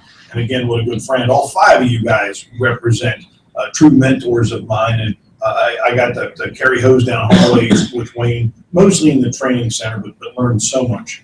The next question that I'd like to ask, and to get a little bit more detail, and I'm going to start it once again with Chief Bernasini and then bounce it to Wayne, is about wing spread 4 and 5, leaving Johnson Wax, and then the 50th anniversary getting an invitation back. So, Chief, if you take us back to the visit to Racine and what transpired there would be pretty cool. Well, and the reason that it has the title that it does, the wing spread, is that the Johnson Wax Foundation family had a resident, they have residents in Racine, and they had Frank Lloyd Wright design a home, a family home, that they named the wing spread. And when you look at it, it has kind of the architecture that would remind you of sort of an aeronautical set of shapes in the process. When I was a young fire officer, I attended, and I'll get the number wrong, but it was probably 2, I think, wasn't it? Yeah. Yes, there was. Yeah, and it was fascinating to me is that not only to go to the conference and to participate with very senior guys, which luckily we have kind of become, but also to spend 2 or 3 days at wing spread in this residence process, and it's a. Frank Lloyd Wright he ended up living in Arizona, so he's a very familiar person in Arizona if you're from Arizona, and it's an enormously impractical structure. The design of it, the spaces in it, and so on, but it is architecturally breathtaking almost. And I think that in the subsequent years they have remodeled it and converted it because we were there visiting, and because we were getting ready to go there, so we visit with the guy who was just a terrific guy, the director, and then the fire chief from Racine. Mr. Roger Dower is the director, and let's give a shout out to Steve Hansen, who is the fire chief of Racine and has been doing a lot of background work for all of us. Now they have built it as a set of accommodations for conferences, and that's one of the things in the foundation is that they support kind of national level conferences. And they were gracious enough to invite us back for the 50th year. So I think that is even going to add more significance to it because we're going back to kind of the home office of it where we were named after a 20-year hiatus. Yeah, and that was. You know, I just have to add about my one impression of the facility. Then I'd like to have Wayne's perspective on making the journey to Racine to talk to Mr. Dower. But when they described the process of the cantilever section of the building. You remember that, Chief? And that the cantilever section had begun to fail. I think one of the things that, or 2 things that Frank Lloyd Wright is very famous for, is always building over, near, or around water. It's I guess, has intrigued him, and I think it's an architectural challenge. and the other is to build items that are not supported. Cantilever, as we would know, a ladder truck. And this cantilever wing on the facility must go out 20, 25, Yeah, 30 feet. anyway, yeah. And Mr. Wright had gone away, and the Johnson Wax family had showed back up and had asked him right at the completion, if you will, of the building, and the wing was just torn apart. The flooring was out of the wing. The materials were just not the way that he had left them. He was pretty upset about it. And what he described, what the builder described to him was, yes, in fact, the owner, the Johnson family, had asked to install a safe in the floor. Because again, a family of huge wealth, obviously, and he bought right off on it. What the builder did was put a steel I-beam in that, and it's as straight as it can be today, but it's one of the only cantilever positions that he built that is withstanding the test of time and all. And of course, he accepted it kindly at the time. But when he found out that it was a steel beam, he was pretty upset about it. Wayne, what was your impressions of taking that trip to Racine, Wisconsin? Well, for me, it was kind of like going to Mecca in terms of architecture.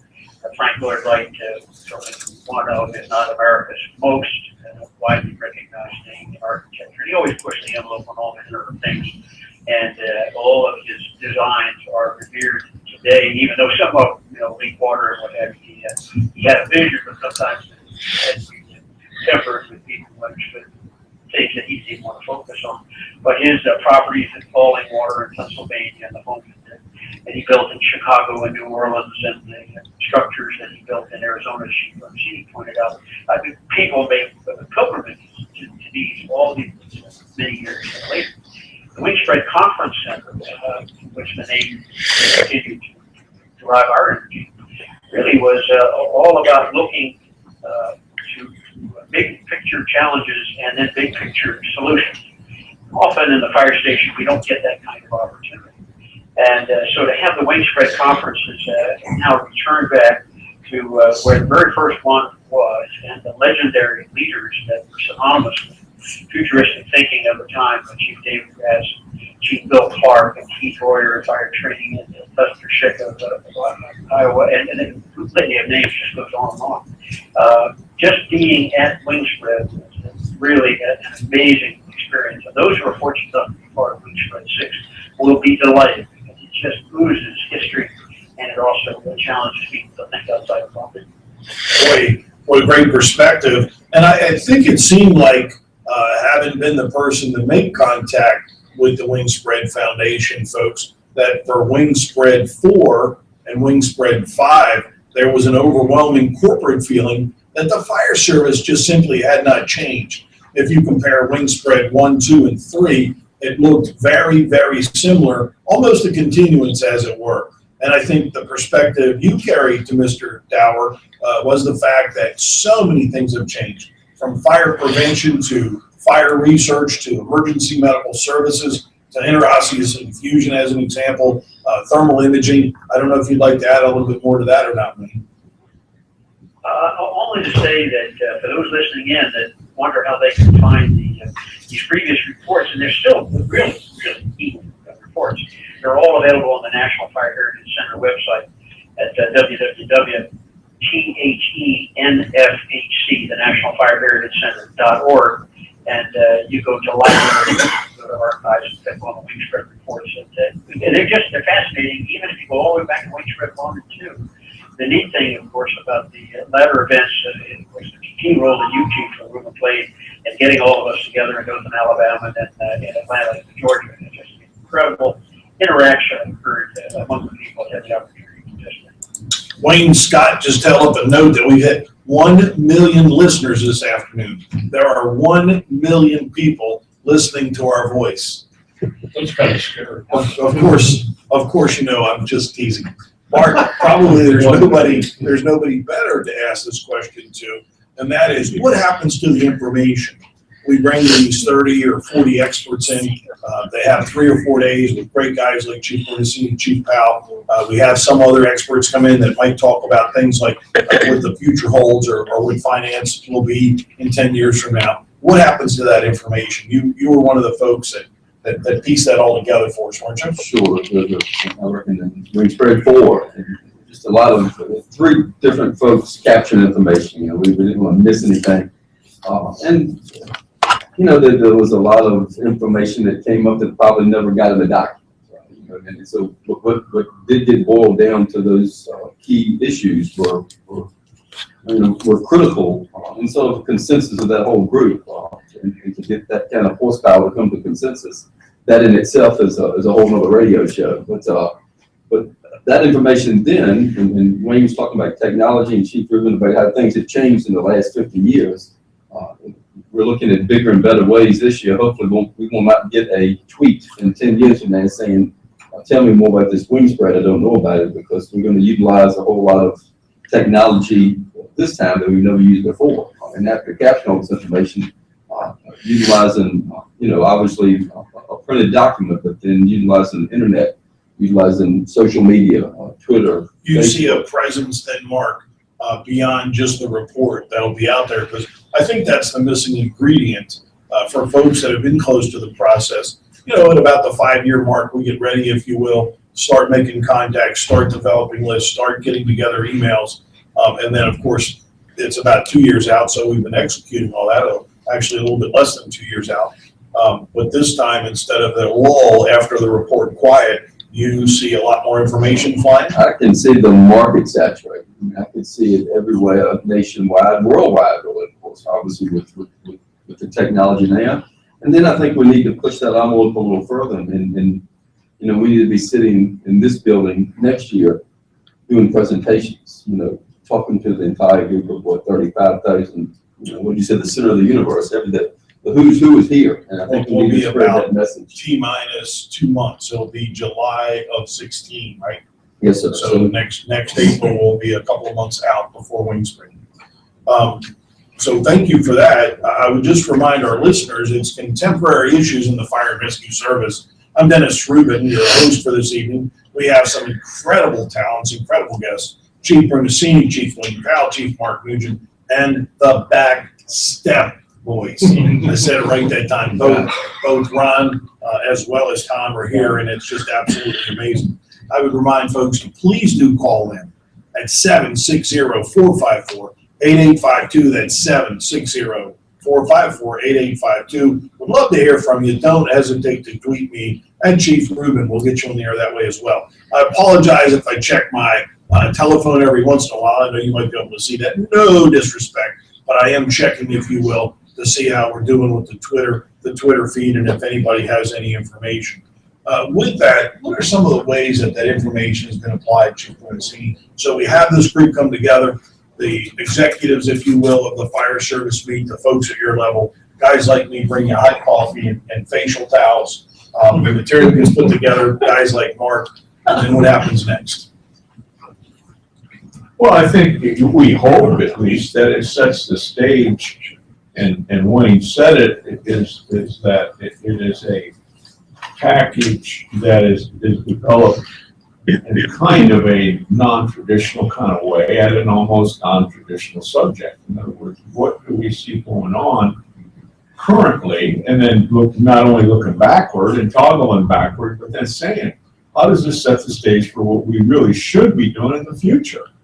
And I think if you look at the history of the wing spread process, it describes, I think, the period when we have developed the fire service in the way that it has formed up until now. In other words, the development of programs like EMS and incident command and safety and special operations and community fire protection and public education. In other words, if you look at the form of the fire service today, if you looked at the topics at FDIC, many of those topics were developed in the last period of the wing spread period process. I think, though, that it's all speeded up now. Mark said it is. If you look at the exchange of information electronically, the way that we package information, the whole knowledge management process, they've turned the speed dial up. And I think we've got to integrate that into the next 10 years of wing spread.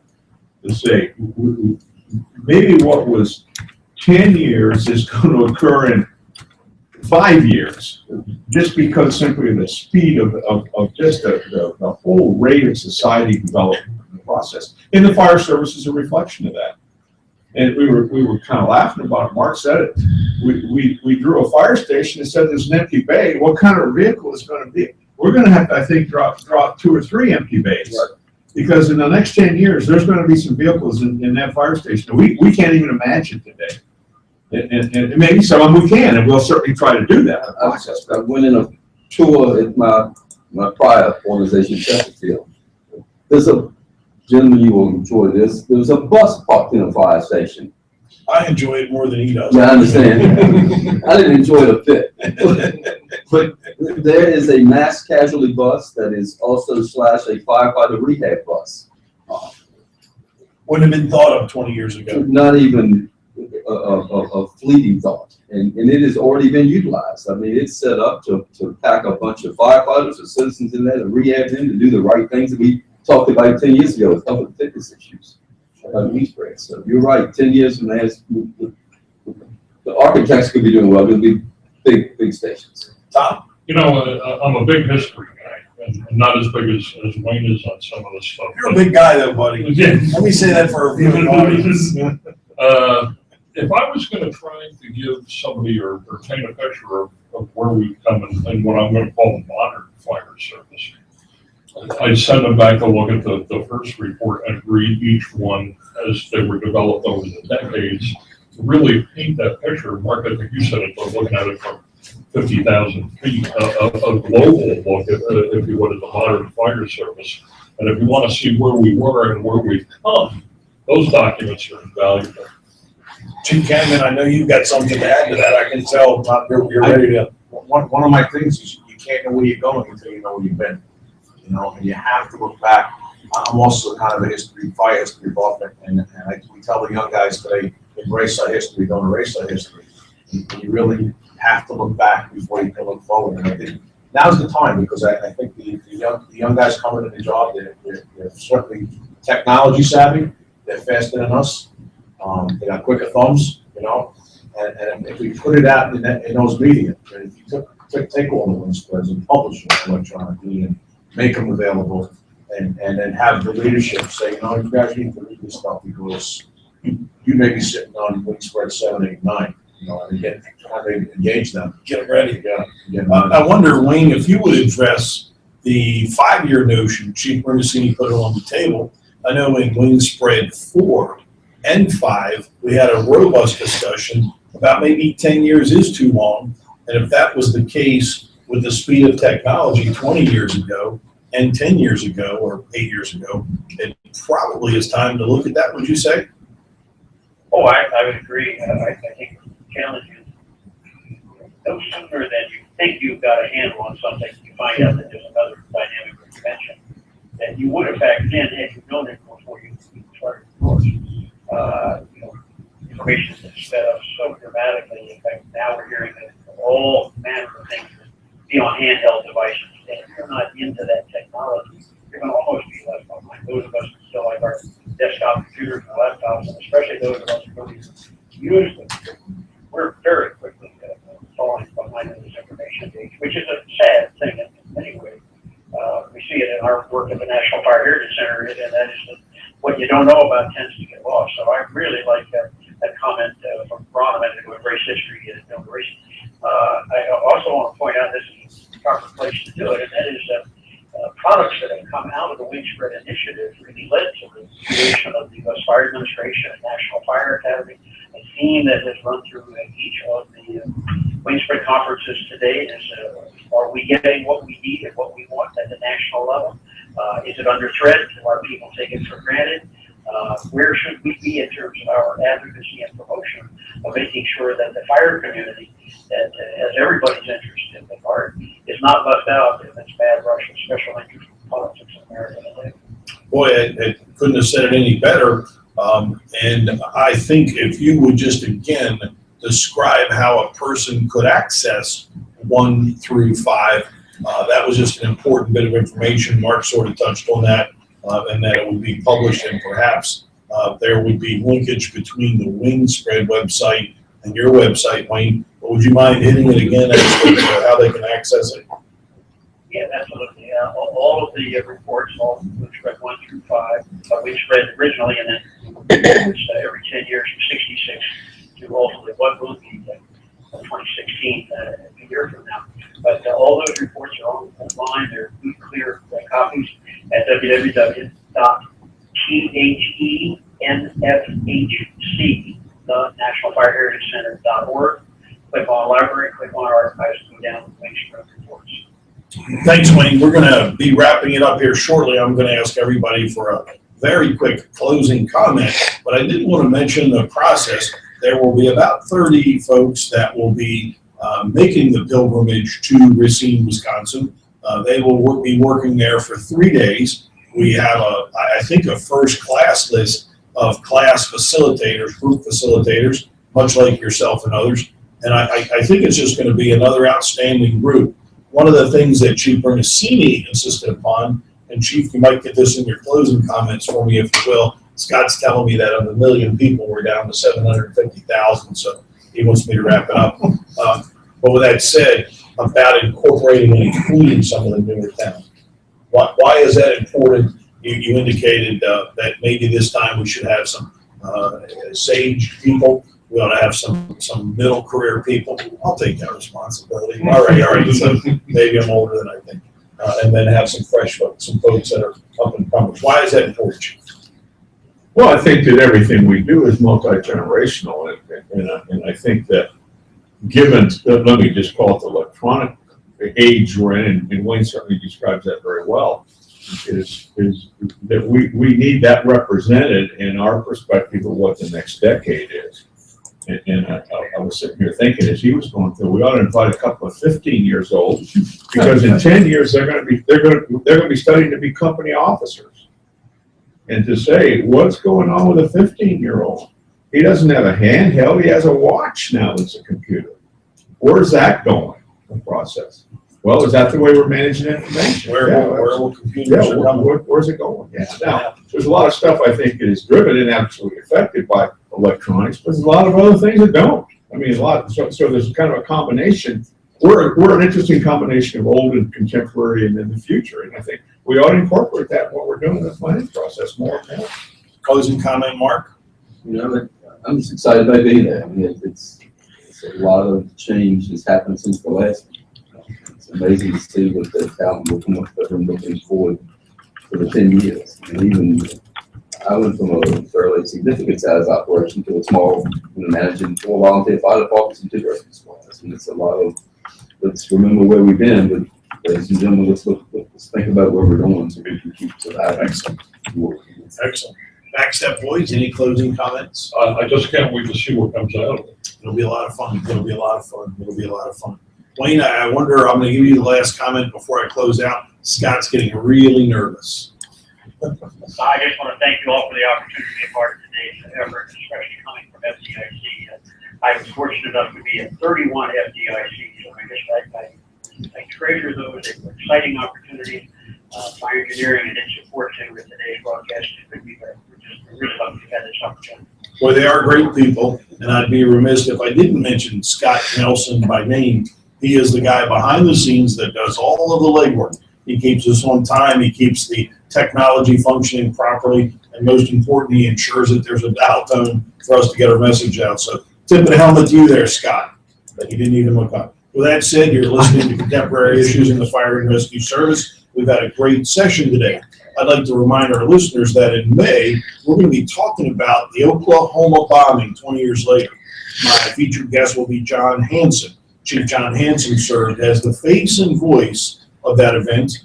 He wrote a book called Oklahoma Rescue. It's amazing. If you do follow me on Twitter, you saw some of my tweets that came out of the ceremony this past weekend, the 20th anniversary. And I'm telling you, it was a moving experience. 168 American citizens were murdered that day, and you will hear quite a lot of information, including what's called the Oklahoma Standard. So I hope I've whetted your appetite. I hope you'll be with me next time as we talk about contemporary issues in the Fire and Rescue Service. Scotty, take us out. Now you're supposed to talk like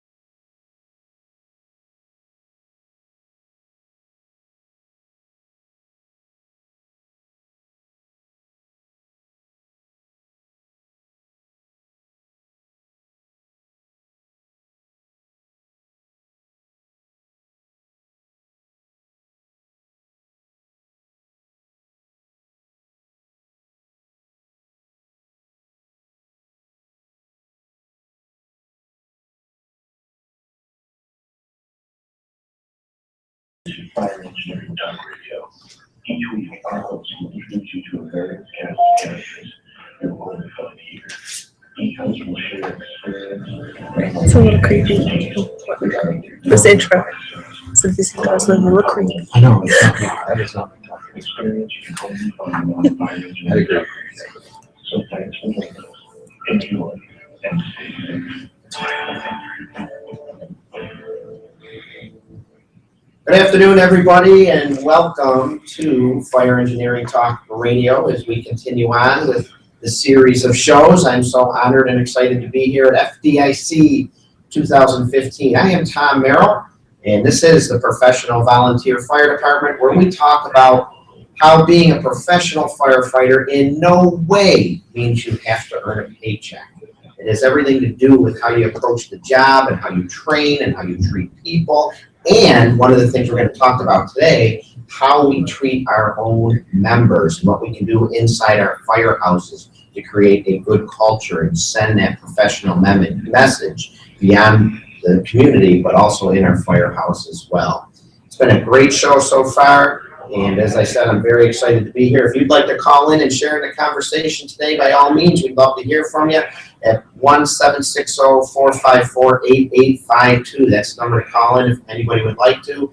It's also on Twitter, I believe, and I'm new at the Twitter. My daughter's got to show me how that works. Hashtag FDIC 2015. Guys, is that right? Am I saying that right? Sure. I think so. That's how it goes. But anyway, lots going on here at FDIC 2015, so many great classes, and I have to just reiterate what everybody else already knows and feels that's here. Boy, does it reinvigorate you. You come here and you just leave here so pumped up, so ready to go back to the firehouse and do a great job and share the brotherhood and sisterhood with all the members back at your firehouse. Again, it doesn't matter whether you're paid, it doesn't matter whether you are a volunteer, combination, we're all in it together, and we all have so much to share. And I was fortunate enough to do my presentation this year. I did a 4-hour presentation on the Professional Volunteer Fire Department. And what I did is shared a series of building blocks that I found in my department. I'm in the Snyder Fire Department outside Buffalo, New York, small volunteer department. And what I found is by developing these building blocks, they laid the foundation for a professional operation. And when I presented it, got a lot of good feedback. Some companies were doing some of the things already. Some gave me more ideas on what could be done. And they took also some things away that they're going to bring back to their departments, including, I'm honored to say, Chief John Salka sat in my class for part of it. And he was actually taking notes. I thought he was critiquing me. I was nervous. But he actually came up to break and told me he had a few ideas he's going to take back to his firehouse. So I was extremely honored that he spent the time in my class and gave me that type of feedback. So, but one of the building blocks out of the many that I like to talk about in my show has to do with how to build house pride.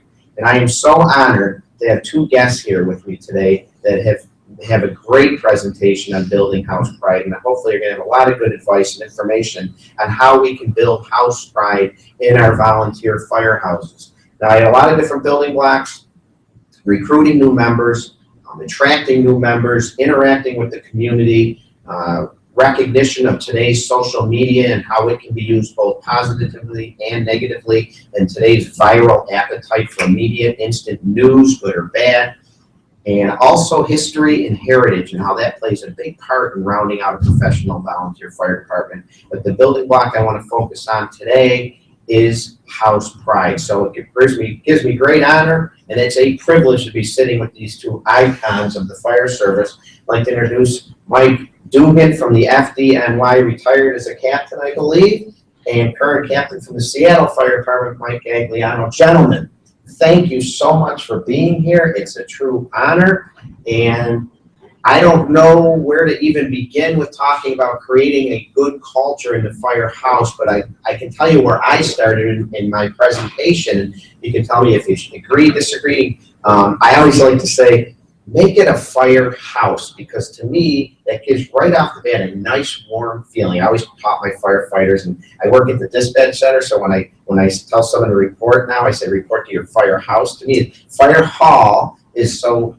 dungy to me and not warm, and fire station is so official. I like to say, let's build a firehouse. And that's where I'd like to start. How do we go about building that firehouse where people want to be? I think in a volunteer firehouse, you want people to be hanging out there. I know there's actually volunteer firehouses where when there's no calls or training going on, they're not supposed to be hanging out down there. And I don't think that's good. I liked when I had my young members or any member hanging out at the firehouse. It was good for response, but you don't want them driving by saying, oh, that blue car's there, or John's car's there, or Jane's car's there. I don't want to go down to the firehouse today, right? So we need to build a culture, don't we, where we want people to be there and hang together. Understand you're going to have your people that you hang out with more, but we want to create a culture where we want people to hang out. Wouldn't you agree with that?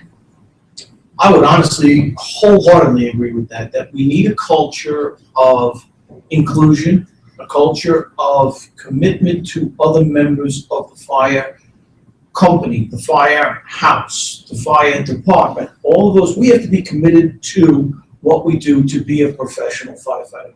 And as you said, profession has nothing to do with pay. It has to do with how you come off in the eyes of the public, in the eyes of your brother and sister firefighters, in the eyes of the people who are in power in your town, mayors, city council, whoever else, the people who are in your area helping to pay for you through taxes and everything else. You have to come off as someone who is doing your job and doing it properly.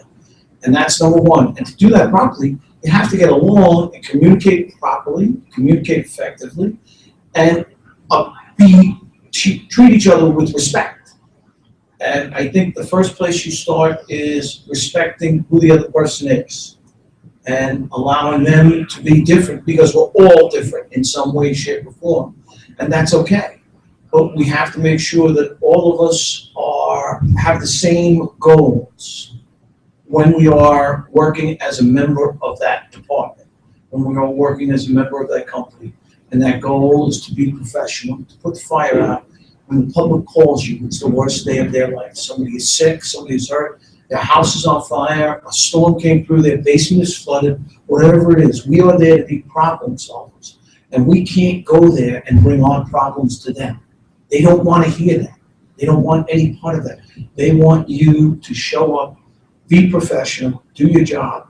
And to do that professionally, we have to get along in the firehouse. And we start delivering that message, I think, immediately. I think an important part of the volunteer firehouse is to have a good introduction program or a new member program, orientation program, whatever you want to call it. I think we can sell that message or deliver that message right off the bat. You join the fire service, here's the certain expectations of you.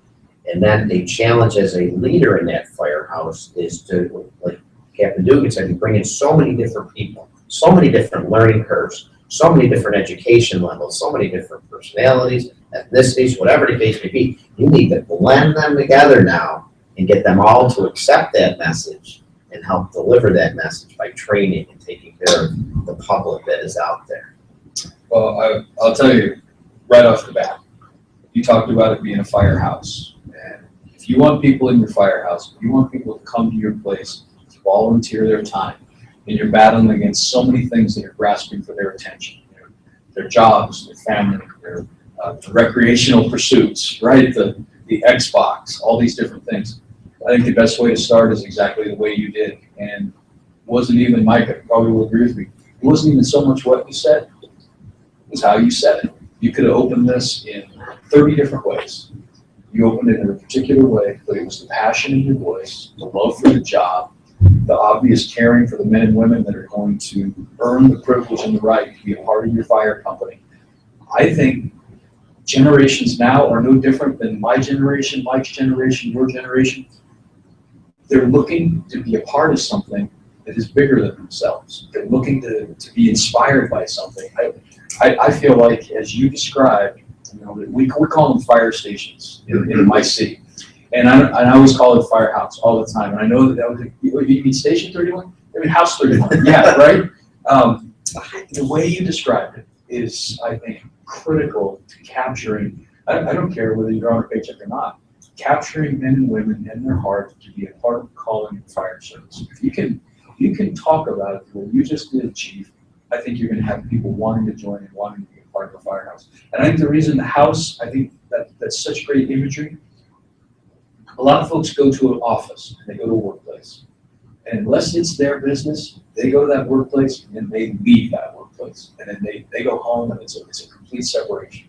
In the fire service, we get that unique thing of it blends, it melds, and what I do to earn a living, or what I do in my calling as a volunteer to deliver service to the citizens, that translates over into who I am when I go work at Costco, or when I go work at the garage, or I go teach your kids elementary school. It blends over. That whole house mentality of living together, caring together, training together. I think it's just divine. I think it's the root. Let's talk about that new generation that you just mentioned. I thought Mike and I were the new generation. Hey, believe me, I'm slowly, I'm past that myself too now, but, I love the line, it's in a video I saw, Collateral Damages. Phil Ruffalo says it, who used to be the captain of Rescue 2, and he goes, my God, this job has changed. Look at that kid. But the message there is, everyone has said that. The fire service of 2015, be it career, paid, or volunteer, is a lot different than 2010, and certainly different than 2000, 1990, 1980. But the people coming in, we can still mold them and show them the values that we share, the values that we were taught. Maybe you have to do it a little different way. But my daughter pointed out to me once about the generations not being all that different when I was complaining about her reading at the kitchen table one day. It wasn't even during dinner or anything like that. I came downstairs and she's just sitting there, and I'm trying to engage her in conversation, and she's got her nose buried in her phone, probably no different than anyone. So I happened to mention about, how can your generation be like that? Can't you pay attention to what I'm saying? She goes, Dad, what happens every Sunday? You get the Sunday newspaper, and Mom and I can be talking to you, and all you do is say, what? And you never look up from the Sunday paper. It's just how we are today. It's in our phone. And she really humbled me there. But I do think we can engage these new members. And I think one of the things is by getting them right at a young age and going into the schools, and that's what we'd like to do for our junior program, we can get them interested in the fire service and bring them on board. But then when we get them, once we hook them, we have a duty and an obligation to train them properly, not just firematically, but like you said, we need to install these values that we share right off the bat. We need to have them understand it's a different world today. We're certainly under more scrutiny than maybe we've ever been in the past, and things get transmitted quicker. I think there are a lot of things, and I think you're 100% right, and I think the new generation is, and I hate to use the term instant gratification, but there is instant almost everything.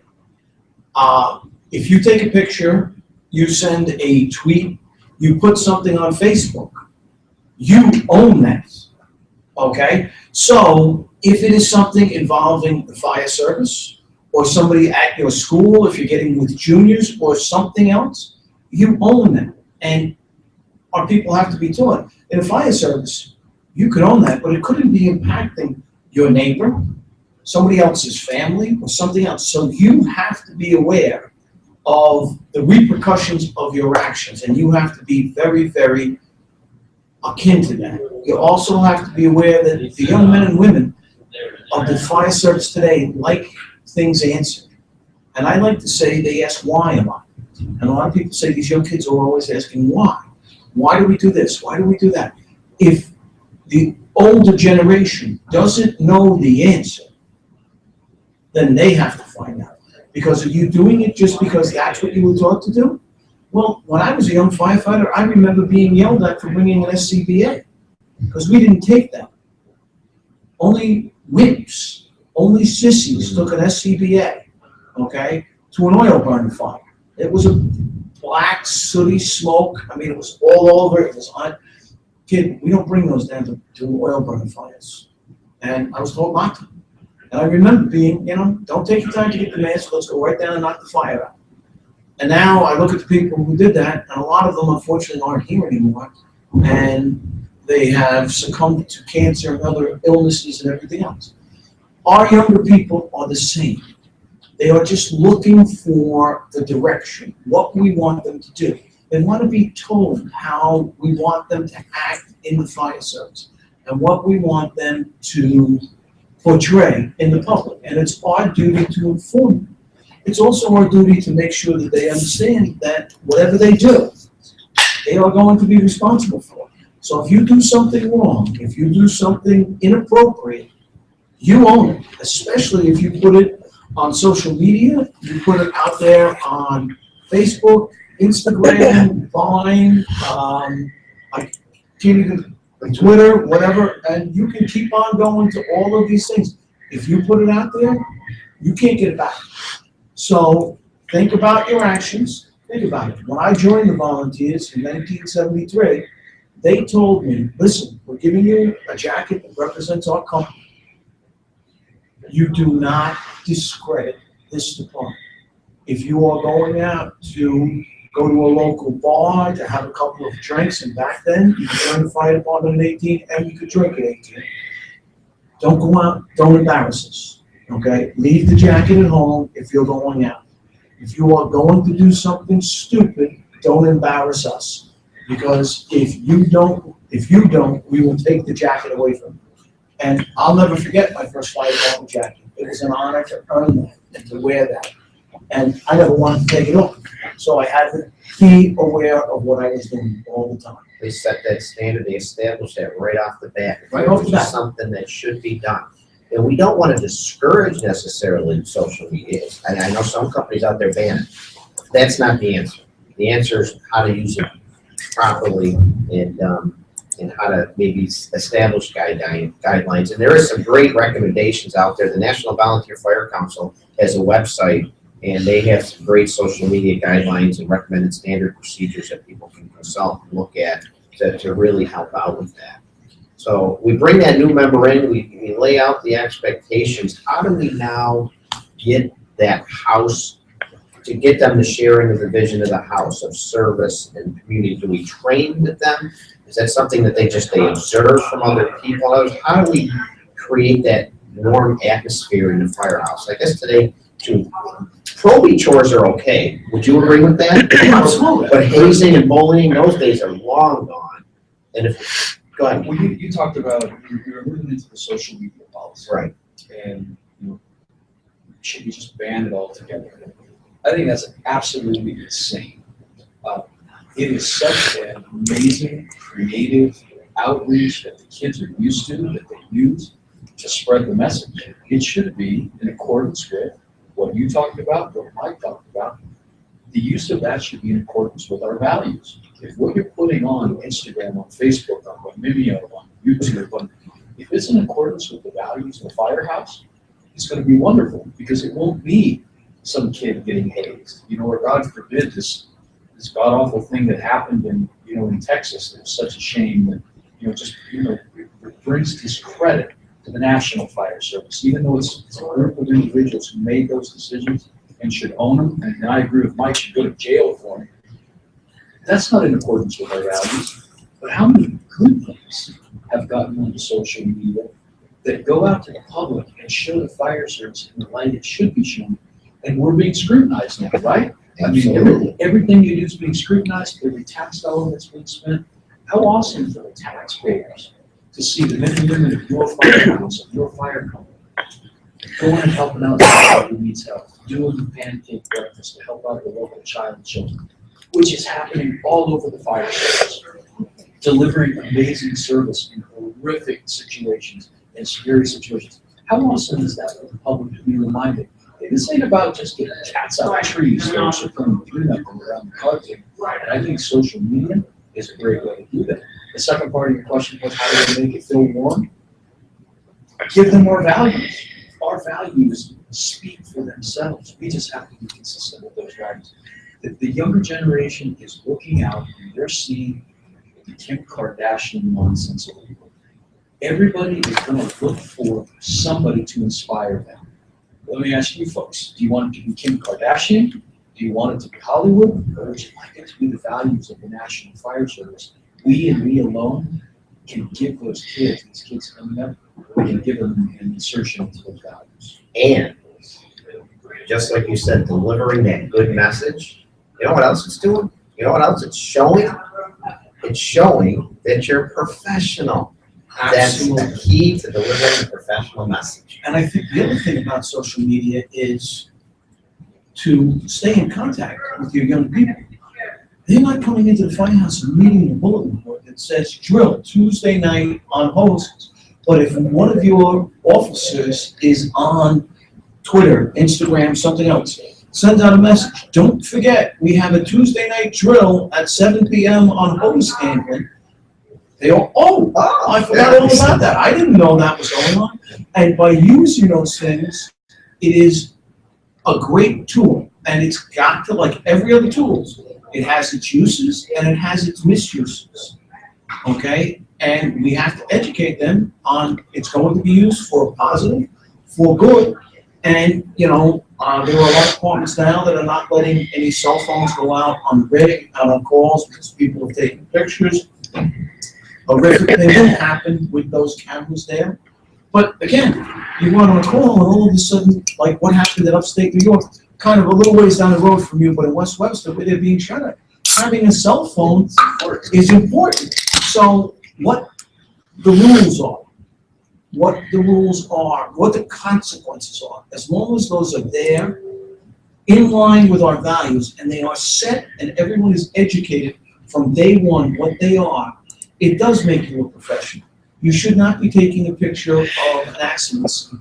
You should not be taking a picture of somebody who is hurt. But you might want to take a picture of a building where there's a problem with the building, bring it back to the brothers and sisters in the firehouse who weren't there. At 123 Main Street, did you realize there's a rear apartment in that building that we never knew existed? And here's how you get there. And here's how the people get in there. And there might be 3 or 4 victims in that. So if we get a fire, or we put a fire in the rear of 123 Main Street, maybe we've got to send the first search team to the rear to where those people live. And those are important things for us to do. And it doesn't matter how big the area you live in. Every city, town, small town, and village has issues in their area. And those are things that can be done properly with the right tools and using them properly. And I think it makes you professional if you use it properly, look at it properly, and do it properly. I thought of something too that we did in my firehouse when social media came out. Not knowing, the older officers, maybe not knowing that much about it, engage the younger generation, the newer member. How does this work?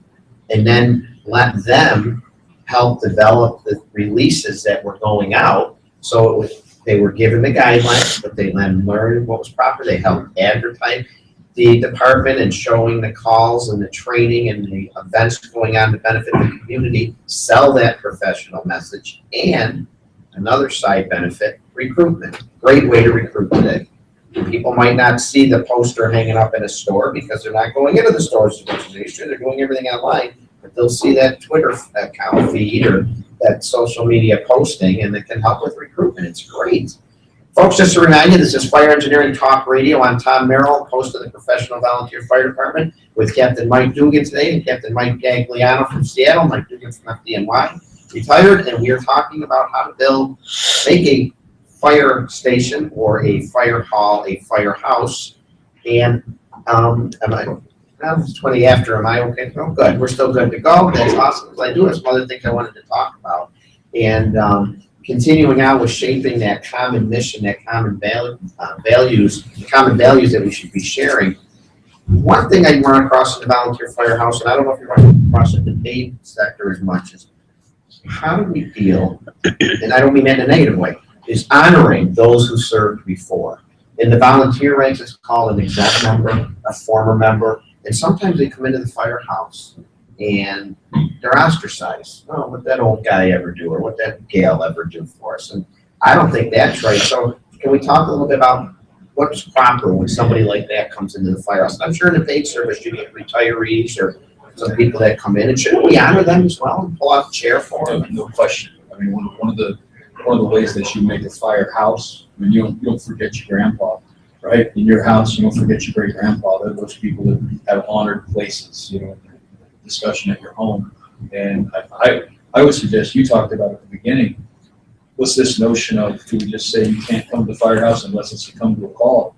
Baloney. How about we schedule things where we have the members who have paid their dues and built this firehouse to be what it can be, and we have get-togethers with just them. And not only do we get a chance to honor them, they're the guests of honors. They're talking. They have a featured place at the table to talk about. You know, in our class, we talk about why was this thing built in the first place? And there didn't used to be a firehouse here. It used to be a barn, right? Right. Or we met in somebody's garage because that's all we had. I think a connection to that history and those people, I think that's critical to demonstrate. Be grateful for what you have. Be grateful for what this opportunity that you've been given. And I think it increases the value in the professional fire service. I'm a part of something that didn't just happen. There was thought put behind it. People sweated and paid their money, and they came when it wasn't comfortable. And maybe there wasn't a heater in the building, right? You know, they came when we had to go out and collect the oats for the horses ourselves, right? To hold the bug. Just that history, I think, is amazing. And the men and women you talk about are an integral part of that history. You know, it's also nice, record what they tell you. Ask them questions, right? Capture that history. When I was a young child, my grandparents' house caught on fire. And I was probably 10 years old, and it was a Sunday morning, and I heard the phone ring in my parents' house. At that time, we only had 2 phones in the house, one in my parents' bedroom and one in the kitchen on the wall. There were only 2 phones. Nobody had cell phones, weren't even, that was like George Jetson stuff. But the phone rang at 6 o'clock on a Sunday morning. My father and I always got up together on Sunday mornings and cooked the bacon before we went to church. And when we got home, we made the eggs, we picked up what he called the goodies, the bakery goods, the rolls and everything. And the phone rang, I heard my father say, okay, I'm on my way to call the fire department. And he said, yes. And he looked at me and he said, your grandparents' house is on fire, I gotta go. And I said, I'm coming with you. And he said, no, you're not. I said, I'm coming with you. They live at the end of a rural road. And in fact, at that time on Long Island, there were rural roads. And I said, there were 4 driveways. How the fire department gonna know where to go? And my father said, you're right, get in the car. I got in the Buick station wagon with a metal dashboard. Then there were no seatbelts. And I think we were on 4 wheels for about 25% of the trip. He threw me out at the end of this gravel road and he said, point the fire department in. I pointed the fire department in when the first truck came. And they rescued my grandmother and my father's sister, my maiden aunt, my Aunt Helen, whose her fiance was killed in the Second World War, and she never ever had another boyfriend or anything else, and she was a just a single woman. But they rescued the 2 of them off the 2nd floor on a portable ladder. That day, I knew I was going to be a fireman when I turned 18. That was my hook, and I was probably 12 years old. And the day I turned 18, I joined the volunteer fire department. And I had the honor of working with some of the men who had saved my grandmother and my aunt's life. And they were World War II veterans, and they were amazing individuals who had gone through stuff that you couldn't even imagine, okay? And it was just such an honor to be with them. And then after a couple of years, I was lucky enough to become a New York City fighter, which was my dream job because once you become a fireman, once you get into that, it becomes like it is in your blood, and you were just a part of it. So I think the hook is getting them through the door. And I think 95% of our people, once they get through the door and find out what we do, they hook themselves all the way. They set the hook themselves. So the biggest thing that I think you have to do is get those people through the door. And once you do, and again, there are some people don't want to really go into fires. Okay, but we do have an EMS component.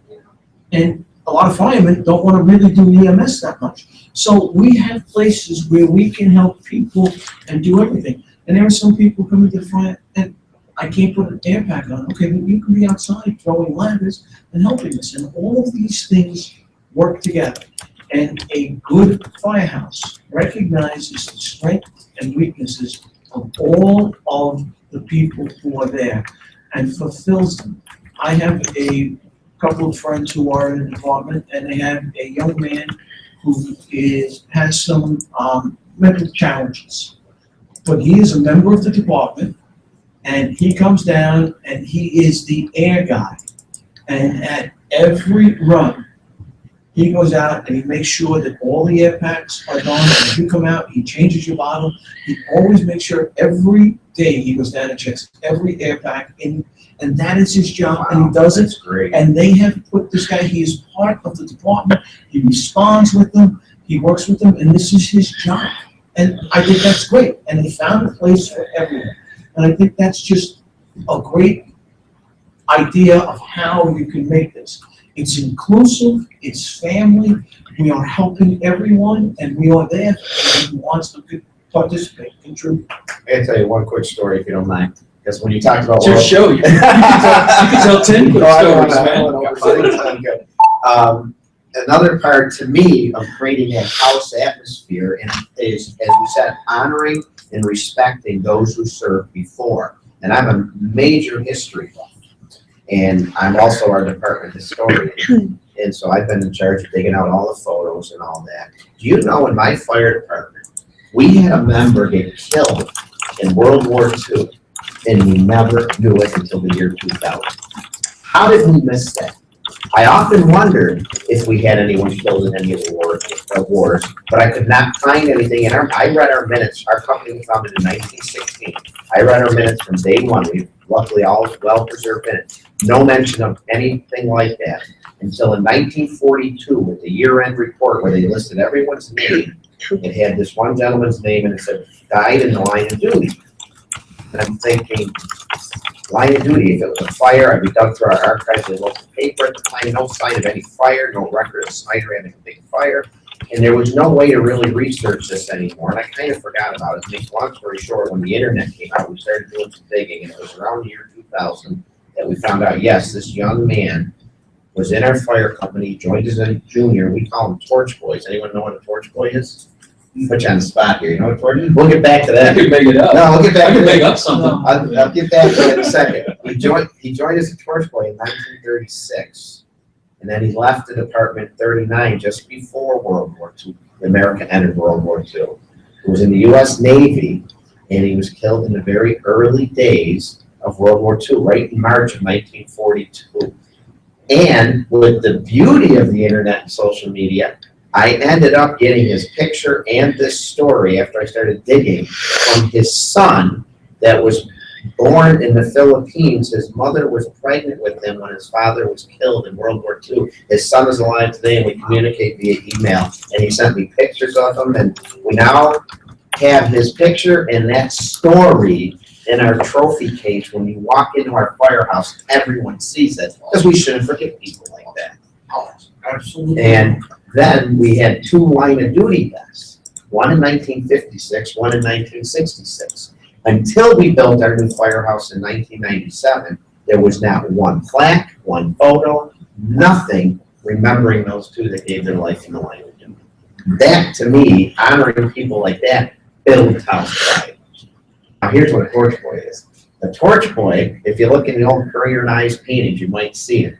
The torch boy carried a torch and ran in front of the hose cart that was being pulled by the firefighter. And every now and then you'll see a picture in the Currier and Ives, the right painting, you'll see a picture of the torch boy carrying the torch. Don't ask me how we ever adopted that name. We began our Torch Boy program, which is our junior program that applies to men and for boys and girls.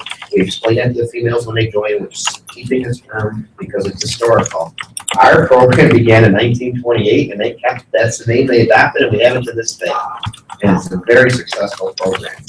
But the point I was trying to make there is, if you have those real life heroes, I mean, there are a lot of heroes in our departments, but military veterans, or God forbid, somebody died in line of duty. Right? Don't forget, that will play greatly in the house pride. Well, and having leaders like yourself that recognize that and are willing to do what it takes to see them through. How much time and effort did you put into seeing these people commemorate?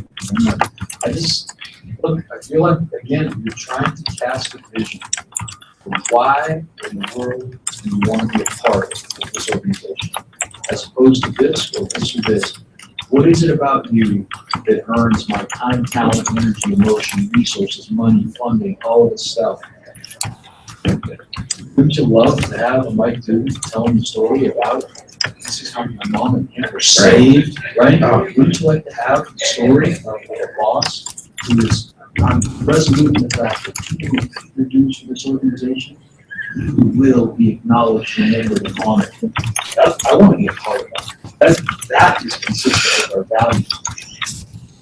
The tweet went out about anything that we just talked about here. Would anybody in the world view that as a bad thing? Would that anyway bring disgrace to anything? No, because it's consistent with our values. That's what I think we have to inspire our community to want to volunteer their time, to want to be a part. And then once they get in, like I said, typically the cycle work itself, but there's debate. This is an organization that's absolutely.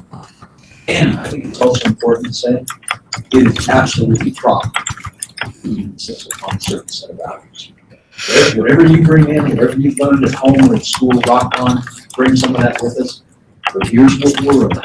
And this is the standard that we expect you to reach. And it's okay in every organization to say, we want you to get over this bar. And once you get over this bar, we want you to maintain it to inspire the next generation to come in and be members of SNIDE, be members of the FDY, be members of CI. I think it's absolutely great.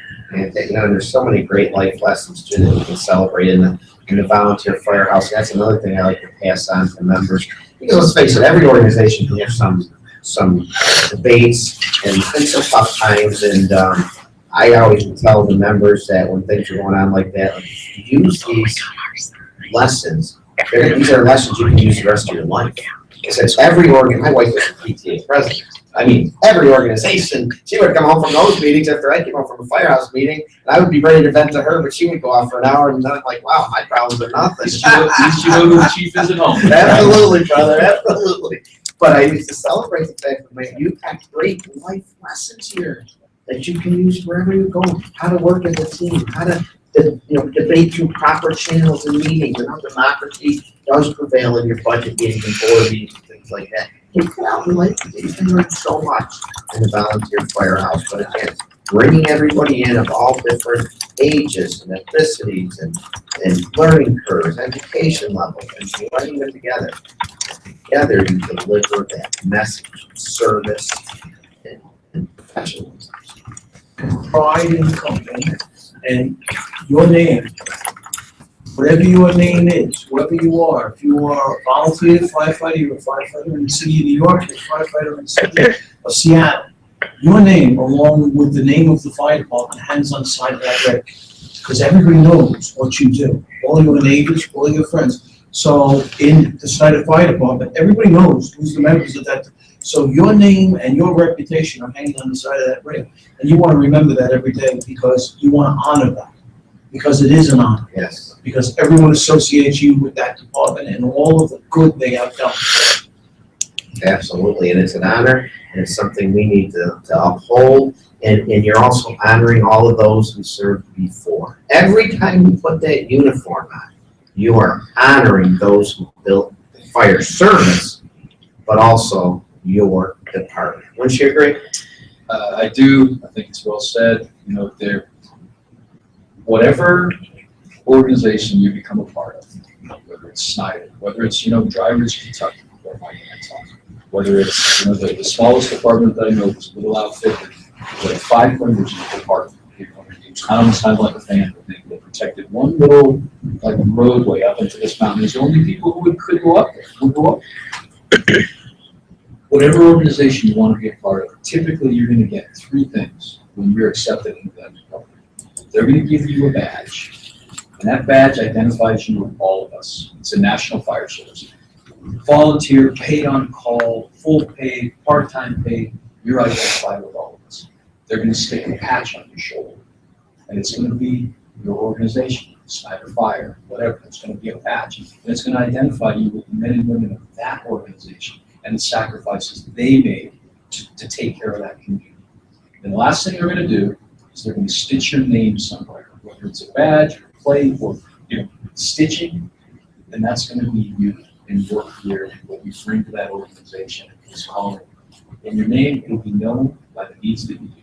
It'll be known by the way you conduct yourself. It'll be known by the training that you give and the service that you provide to the citizens. And whether or not you're actually a good member of this family, this thing we like to call the firehouse. Absolutely. You know what else I got to remember? That you are professional. Absolutely, and I think the whole thing is, we said, professional doesn't have a paycheck. It has to do with when you show up to someone's house on the worst day of their life, how you act, and how you walk the walk, and how you talk the talk, and how you make their problems go away. And professional people look at people, they size up the situation, and they know what they've got to do. And sometimes we can't help. Sometimes a family member is already gone, but we can make an impact. We can't save grandma, we can't save something, but we can make it better for the family. We can do our best. We can do a professional job and make sure they understand that we are doing the best we can, and we have done everything we can to help them. And that is what a professional firefighter department does. That's what professional firefighters do. They make an impact, and they impact the people in the community they serve. And they always try to do that in a positive way. Absolutely, and along with that too is just having empathy for those poor people that are having a bad day. It may be as simple as their CO detectors going on. I had a brother-in-law call me once to say, "Does the fire department go on CO detector when the CO detector beeps?" Yeah, why? Well, my local fire department down in XYZ, New York State, they showed up at my neighbor's house and they could have acted like they acted like they could have cared less. And I understand it. They're, we sometimes go on 3 or 4 of those a day and they can get tiring. But you know what? That person, what are they going to remember the fire department? That's the only interaction they had. That's how they're going to remember. Boy, they weren't very nice. They weren't very. And think of how sometimes you get aggravated when people aren't nice to you when you're having service stuff, whatever it is. So, well, that's the professional volunteer fire department. I think I need to move along now and make room for Captain Gagliano and Captain Dugan's guest. They're going to continue on, but I can't thank you guys enough. Can you guys come back? Well, we obviously won't be together, but you think we could come up with a night where we might be able to do another show together? Yeah, you bet. Continue to talk about this? I would love to. I think we could talk a lot more on this matter, but you know what, people? The bottom line is create a good atmosphere in your firehouse. Do not tolerate hazing and bullying. Work to bring everybody in and get them on the same page and delivering service competently and confidently and professionally. And again, it's been my honor to have these two gentlemen with me today and share some of their thoughts on shaping this vision and what we can do in our firehouses. I thank them. I thank fire engineering. And for Tom Merrill, my next show will be in early June, where I'm going to have another FDNY veteran on, Michael Wilbur. We're going to talk about driver training and what we should be doing in our firehouses to make sure we have a good driver training program in place. And the controversial thought, every time your pager goes off or every time your rooftop siren goes off, doesn't mean you have to respond lights and siren. We'll talk about it in June.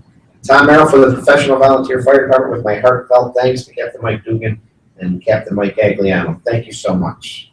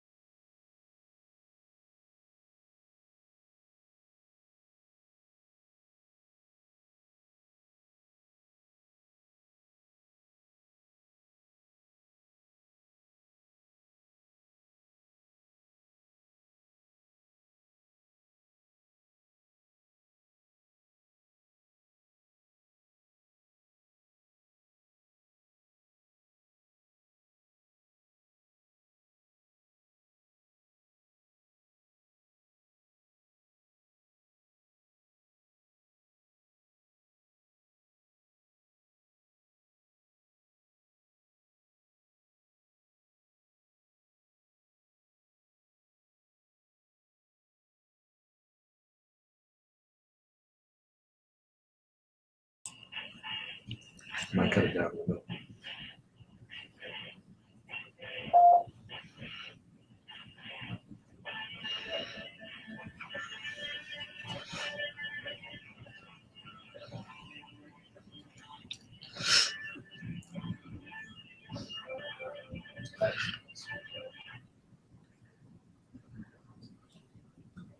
Are we live? All right, the rock and roll tune got cut off. Hey, greetings everybody from FDIC International 2015.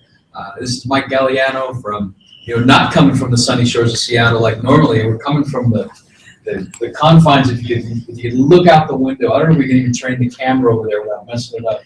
Looking out of the window at all the exhibitions at FDIC International 2015.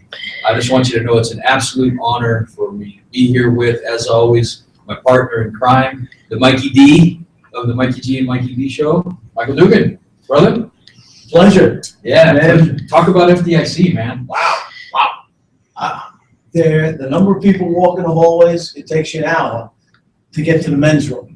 Just because of the number of people you see in the hall. 3 the other day, right? 3 hours the other day, yeah. Unbelievable.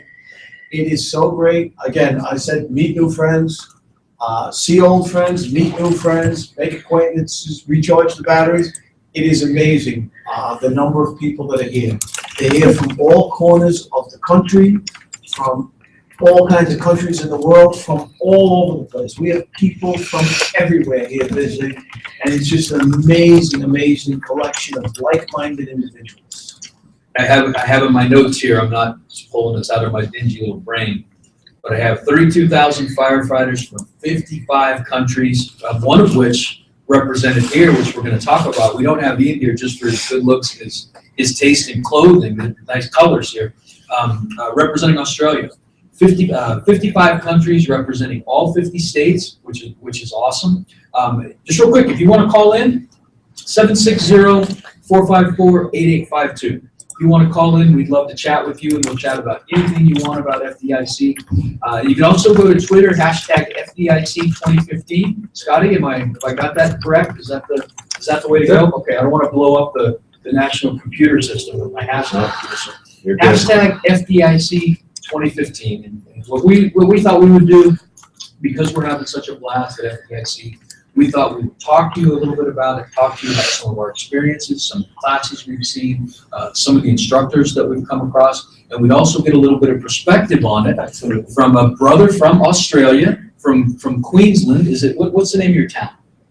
Brisbane, Queensland. Okay. We're currently working up in Gladstone, off the coast of Queensland. And it's a pleasure to be here today. So real quick, this is Ian Bland, right? Has his history in Queensland Fire and Rescue Services. I had the privilege, Ann and I did, to go out and hang out with you guys. Got to see the firehouse. We stopped in about 8 o'clock at night at the firehouse, and they were drilling. Now, I don't know if that was because we were showing up or not, or if that's just the way it goes. But man, we were treated so graciously by the firefighters and the fire service in Australia. Beautiful country. Amazingly committed firefighters, and Ian was lieutenant, right? Yeah, lieutenant at the firehouse, the equivalent of that. Absolutely. What do you call it in Australia? Like chief bloke in charge, right? Chief bloke in charge. It's really great to be able to come over here. Mike covered it early on. Sometimes we all suffer a little bit from the energy vampires in our organisation. But you come over here, everyone you meet is positive and here to improve themselves. That's why they're here. It's a great venue. It's incredible ideas being presented. And what I find really spectacular about the whole show is you can be sitting in one lesson, having an expert tell you what they're covering, and in the next lesson, that expert is sitting alongside you, learning off one of his skills. And it's humbling to see the people of that skill level still thinking that they need to learn more, do more, and perform better. Well, look at yourself.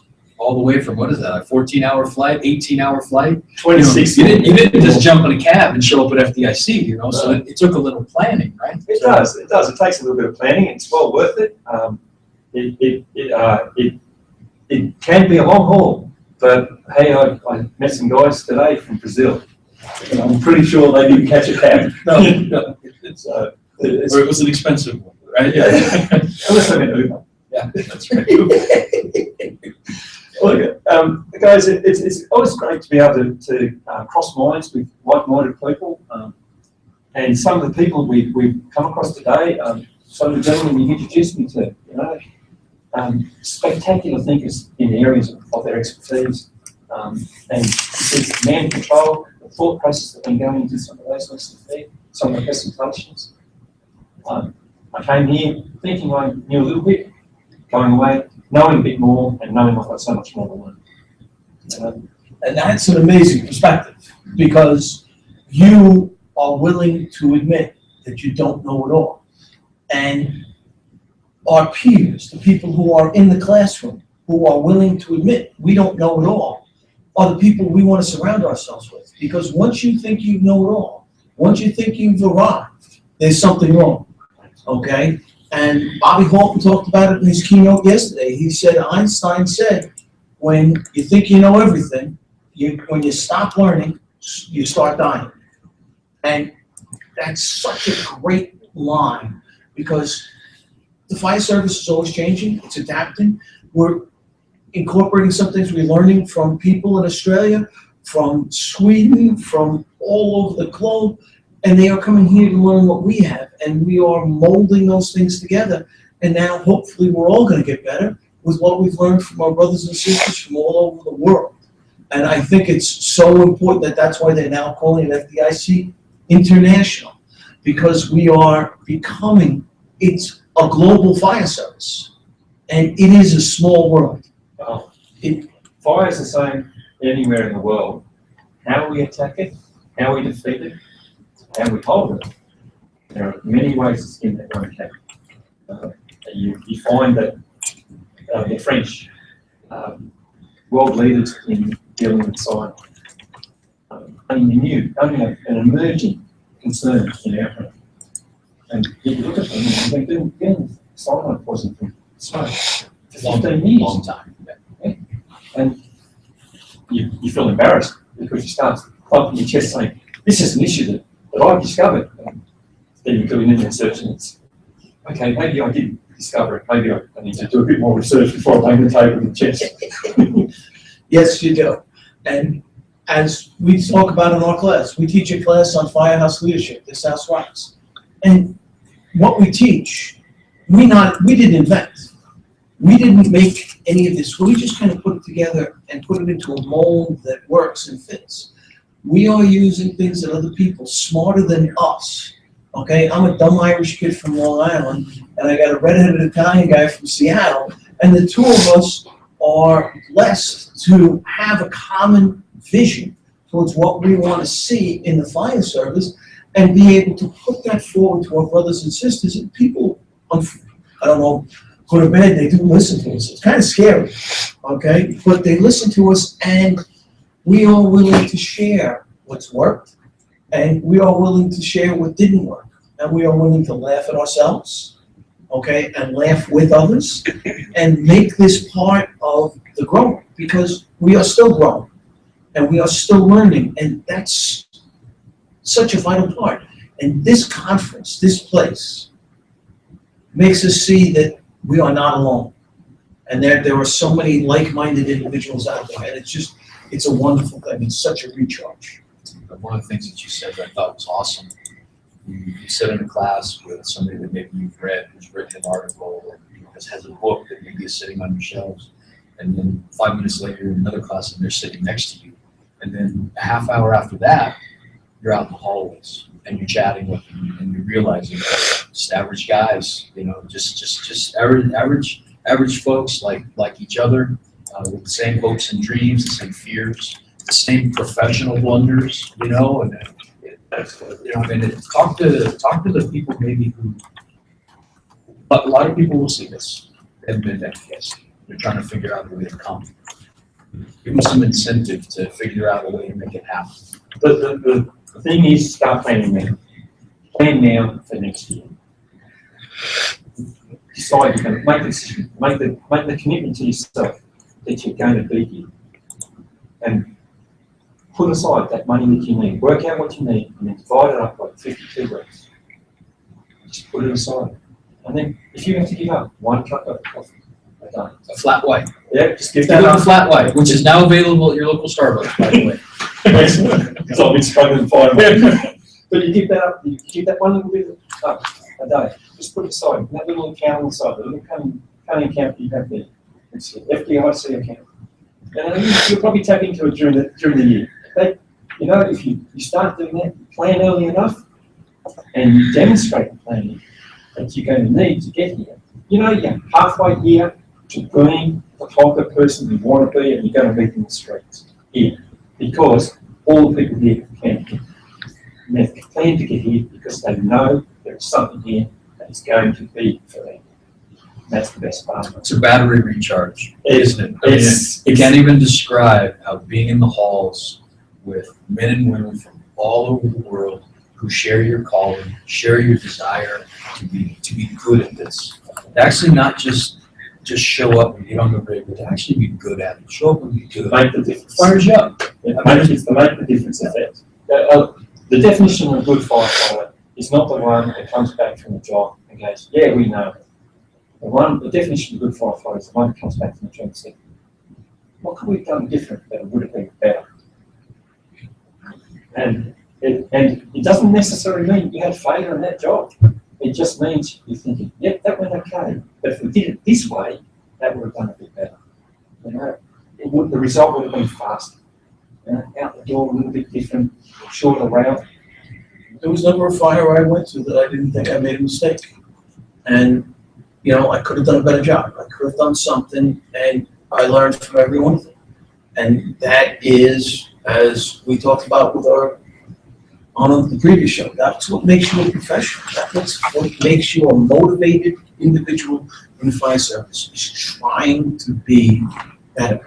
Trying to be the best you can be, and trying to bring yourself to that level, and always strive to get higher and higher and higher. And that is what just should motivate us all. And being here around these people, it motivates you to be phenomenal. It inspires. Yesterday, the opening ceremony was the gentleman being recognised by his peers for his acts of bravery. And yet there was 3,500 people looking at this man, and he was in the most uncomfortable spot he could have imagined. He was smiling because he knows that's what he has to do. But you can see I'm smiling, but my heart is breaking inside. Right? he was just, yeah. And the breath he took when it was all finished, I'm there with him. You know, every one of us is there with him. We don't crave that front light, just crave to do the job right. Well, so people come to FDIC to get better. They come to learn, they come to experience the upper echelon of fire instruction anywhere in the world, from all over the world. We have instructors from all over the world. So talk about your experiences a little bit. I know you don't have to say it. I know that this house rocks. It's the single best thing you've ever seen in your life. We know that. We appreciate it. Talk about a couple of the classes you've seen, and maybe some of the instructors, and a little bit of what you learned, and why it's been. It is. A couple of years ago, I first arrived, and out of sheer chance, part because I saw a little bit of the YouTube video, I stuck my hand up to attend Aaron Fields. Wasn't for it. I arrived. I think we had 45 students there for the day. Everyone starts identifying where they're from, how long they've been in the service, and then they get to me. I opened my mouth, and apparently I sound a bit different. Yeah. And, yeah, apparently. And then when I said I've been in the service 25 years, they all started calling me Granddad. It's an affectionate term. And there are worse. And then Aaron's come up to me and said, "Are you sure you're going to be able to push this hose?" Anyway. Yeah, Buckwheat, I'll be all right. Yeah. So I made sure I was at the front of that class every session. I threw myself into it. I have never had such a fun, informative, learning, exhausting day of my life. We flowed water until I was waterlogged.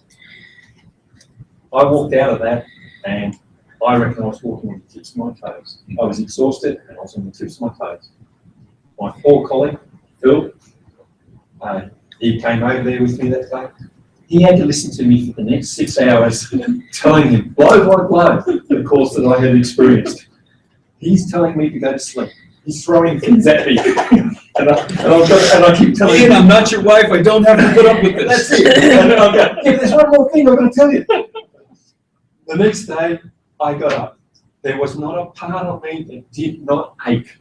Apparently, when you've been doing this for 25 years, you shouldn't do quite the effort that I was doing. But I took that back with me. That was the physical side of it. I took it back to my department. I threw my people at it. Some said, oh, what's this? Others said, why weren't we showing this 10 years ago? It was such a brilliant program, a simple system. Ultimately, I've got to share it with Aaron yet.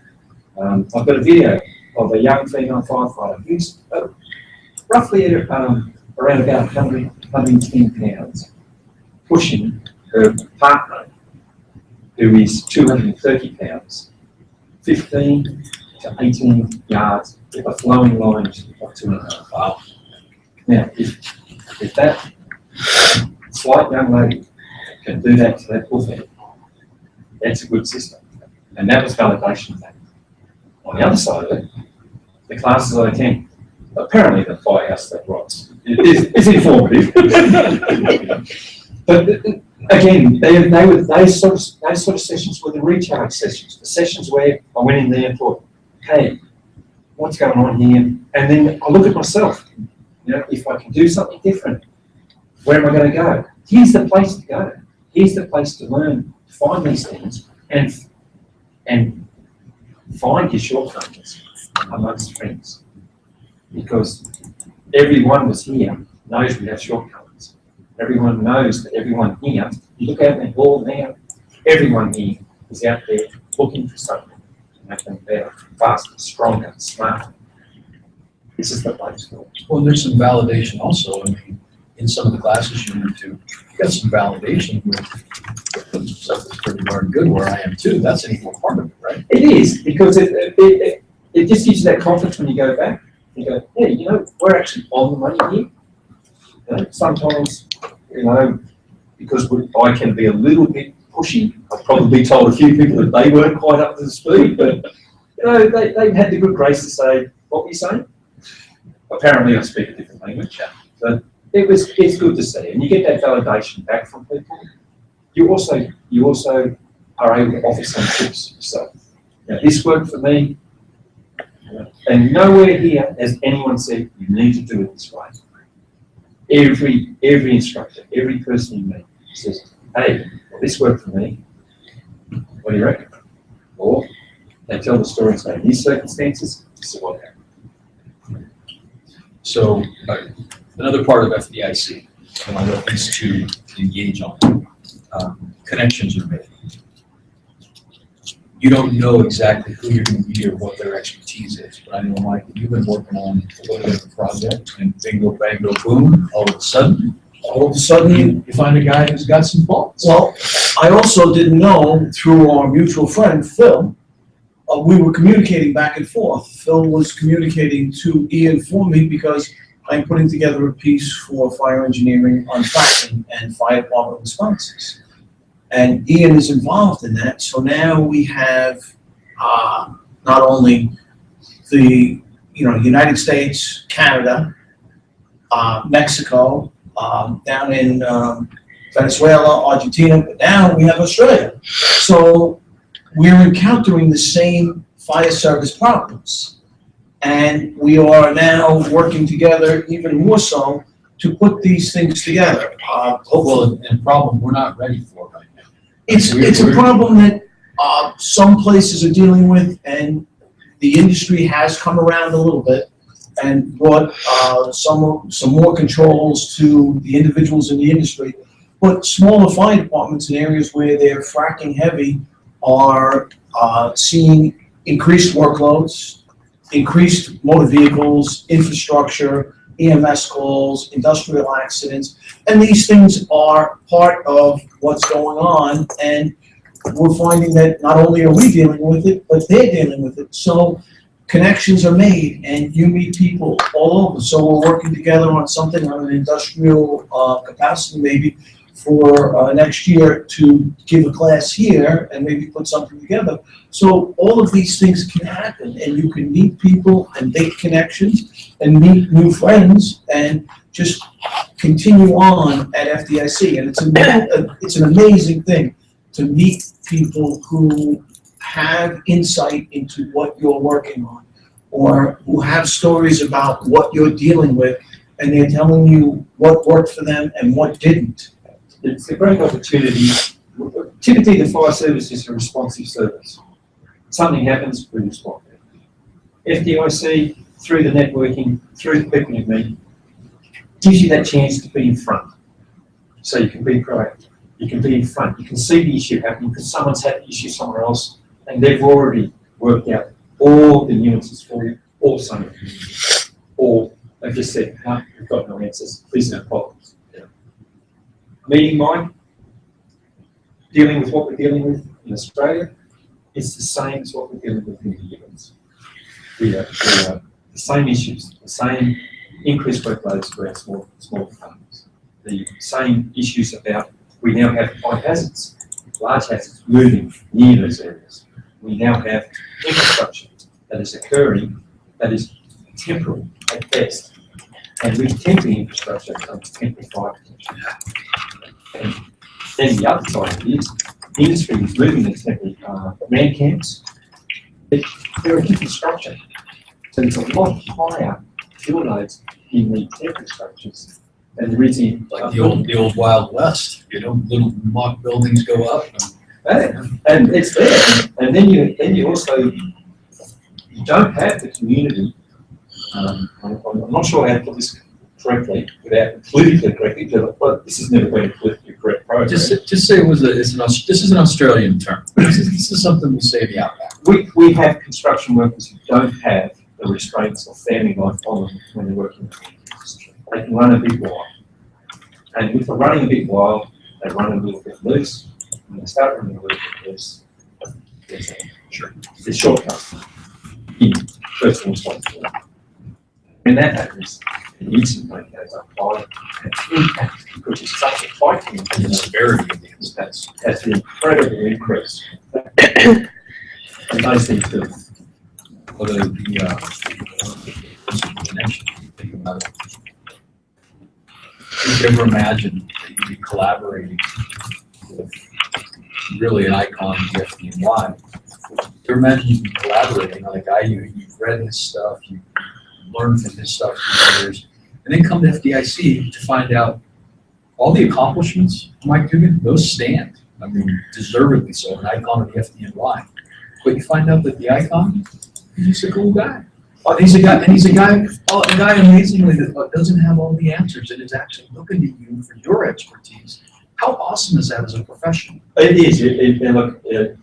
You have that little bit of a bromance, you know. I wasn't sure whether I was going to hug him, shake his hand, or just we can do it on camera. Fine. Yeah, it's good. But it's we talk about the recharge early on and professional acknowledgement, and I made a comment about the fact that we do look after everyone. Everyone is here, and Mike's a shining example of everything he's done, and he still looks you square in the eye, introduces himself. It's all there. You know it's there, but he's looking you. He's sizing you up. He's weighting you up. He's treating you as he sees you. Well, and the incredible thing is, it is a consistent theme for the instructors across the board. When you're coming down the hallway, and I'm face to face with Alan Rossini, who has impacted so much how I think about the fire service and not command. Or I'm at the bookstore and I'm nosing through books and I'm looking at John Norman's just epic tome that has read so much. And all of a sudden there's John. He's like, hey, Mike, how you doing? What an amazing blast, And the flip side is, young folks coming from all over the place. They're cutting their teeth fresh. And they're coming, hey, Mike, how you doing? Or, hey, Captain, it's like, my name's Mike, all right? You know, over here, my name's Mike. What an amazing environment to actually just collaborate and learn and just get fired up about the job. It is inspiring. I was humbled by Al. By meeting in '97, doing firefighter exchange trainings for 3 weeks, just low profile firefighter. And then 2 years ago, sitting at a dinner table, sitting behind me, turns, go to introduce myself. I've met you before. That's not cool. Yeah, you left an impression. 3 years later, you remember some actions that have your name on them, right? I'm just a bit nervous what I've left behind. But no, and it was good. And the fact that you can have that conversation with him there, he's so approachable, so knowledgeable, and he's so willing to share that. That is the definition of true leadership. I thought it was great for me to sit down with some of the people who are my heroes, John Mickendorf and Dave Dotson, and we caught up with them, and we sat down and we talked about their new book, the building construction book, that's available at Penwell Books, and how great that book is. And those two gentlemen are, to me, they're legends. They put this together, they're instructors, and I sit down and talk to them and meet people whom I admire. And I sit down and I recharge and rehook up with old friends. And it's an amazing thing for me, you know, and it's a good thing. And it's so empowering to see the people. It's also so empowering to meet up and coming people. I mean, Becky White, and I've heard about her husband, I finally got to meet her husband. Aaron. And I got to meet her husband, Aaron, and we had a great time, and we had a nice dinner. I finally made it there after being delayed, but we won't go into that. But I had such a good time meeting these people and being out to dinner and just connecting with old friends and meeting new friends. And that's what this is about. It's about sharing knowledge, and it's about sharing pride and sharing your commitment to your profession and how you want to strive to be better. And there's nothing better than being surrounded by people who have the same core values. It's funny you mentioned the book of building. As every firefighter knows, you always want the shortcut. The trouble with those sort of books are they appeal to you as a shortcut. You get into them and they suck you in. And the next thing you know, there's no shortcut anymore because you just go, I've got to do this, I've got to do this. You only wanted one answer, but now it's asked 14 questions. Now I have to do this. And that sort of knowledge, any sort of presentation of that knowledge, which this whole week is all about, that presentation of knowledge, it gives you the answers and it asks so many more questions of you and the knowledge, and it makes you find the answers. It's good. It's strong. Well, that is, I think, a phenomenal way to bring things to a close. John, you've been an inspiring guest. We appreciate it. You've been good. I hope everybody could understand, you know, the words. I understood everything. I had no problem. I didn't hear anything. I think everybody hear boof head or something like that. We'll have to figure out what that's all about. But, you know, we're gonna let Scott and Shannon. They've been listening all day to folks like us just blow V8 and blow. So we're gonna let them get off and enjoy the evening and the dinner. Ian Bland, thank you, brother. You're a good man. You know, very much appreciated. How awesome is it? FDIC International 2015, and we're breaking bread and we're fellowshipping with somebody who's, you know, miles and miles away, different country, different fire service, and national fire service, as compared to the States where it's, you know, every little bird for themselves kind of thing. Folks, this is what FDIC International is all about, and I hope you know, the wisdom from Ian that you start planning now, start saving now. I promise you, you will not regret a dollar that you save. You won't miss the coffee, all right? You can get your caffeine. Get your caffeine for free at the firehouse when you show up, right? Have your cup of hate at the firehouse. Cup of hate. Don't give it to the evil empire of Starbucks or any of these other places. Save up, and folks, you will have a blast while you're here, and you will go back to your firehouse energized about the calling that we have. Michael, any closing thoughts? Yeah, I just have to ask what a flat white is. A flat white? It's a, when you go to Australia and you're struggling to figure out the terminology for, I don't want to say something stupid, you know, and order some coffee that I get, you know, Vegemite swirled around in it or something like that, which sounds absolutely horrific, by the way. It's the closest kind of I came to a latte, kind of a coffee in Australia. I mean, we close out, what the heck is a flat white? It's the drink of gods. The drink of gods. Okay. Well, anything with coffee to me is the drink of God. Absolutely. So, Like a true shift worker. Yes. Gentlemen, it's been an honor and a pleasure being in the room with you. Yeah, Thanks man. again. You too, man. You too. You too. it was a pleasure. Thank you very much. And since this is a firehouse show, we can't leave without cracking a little bit.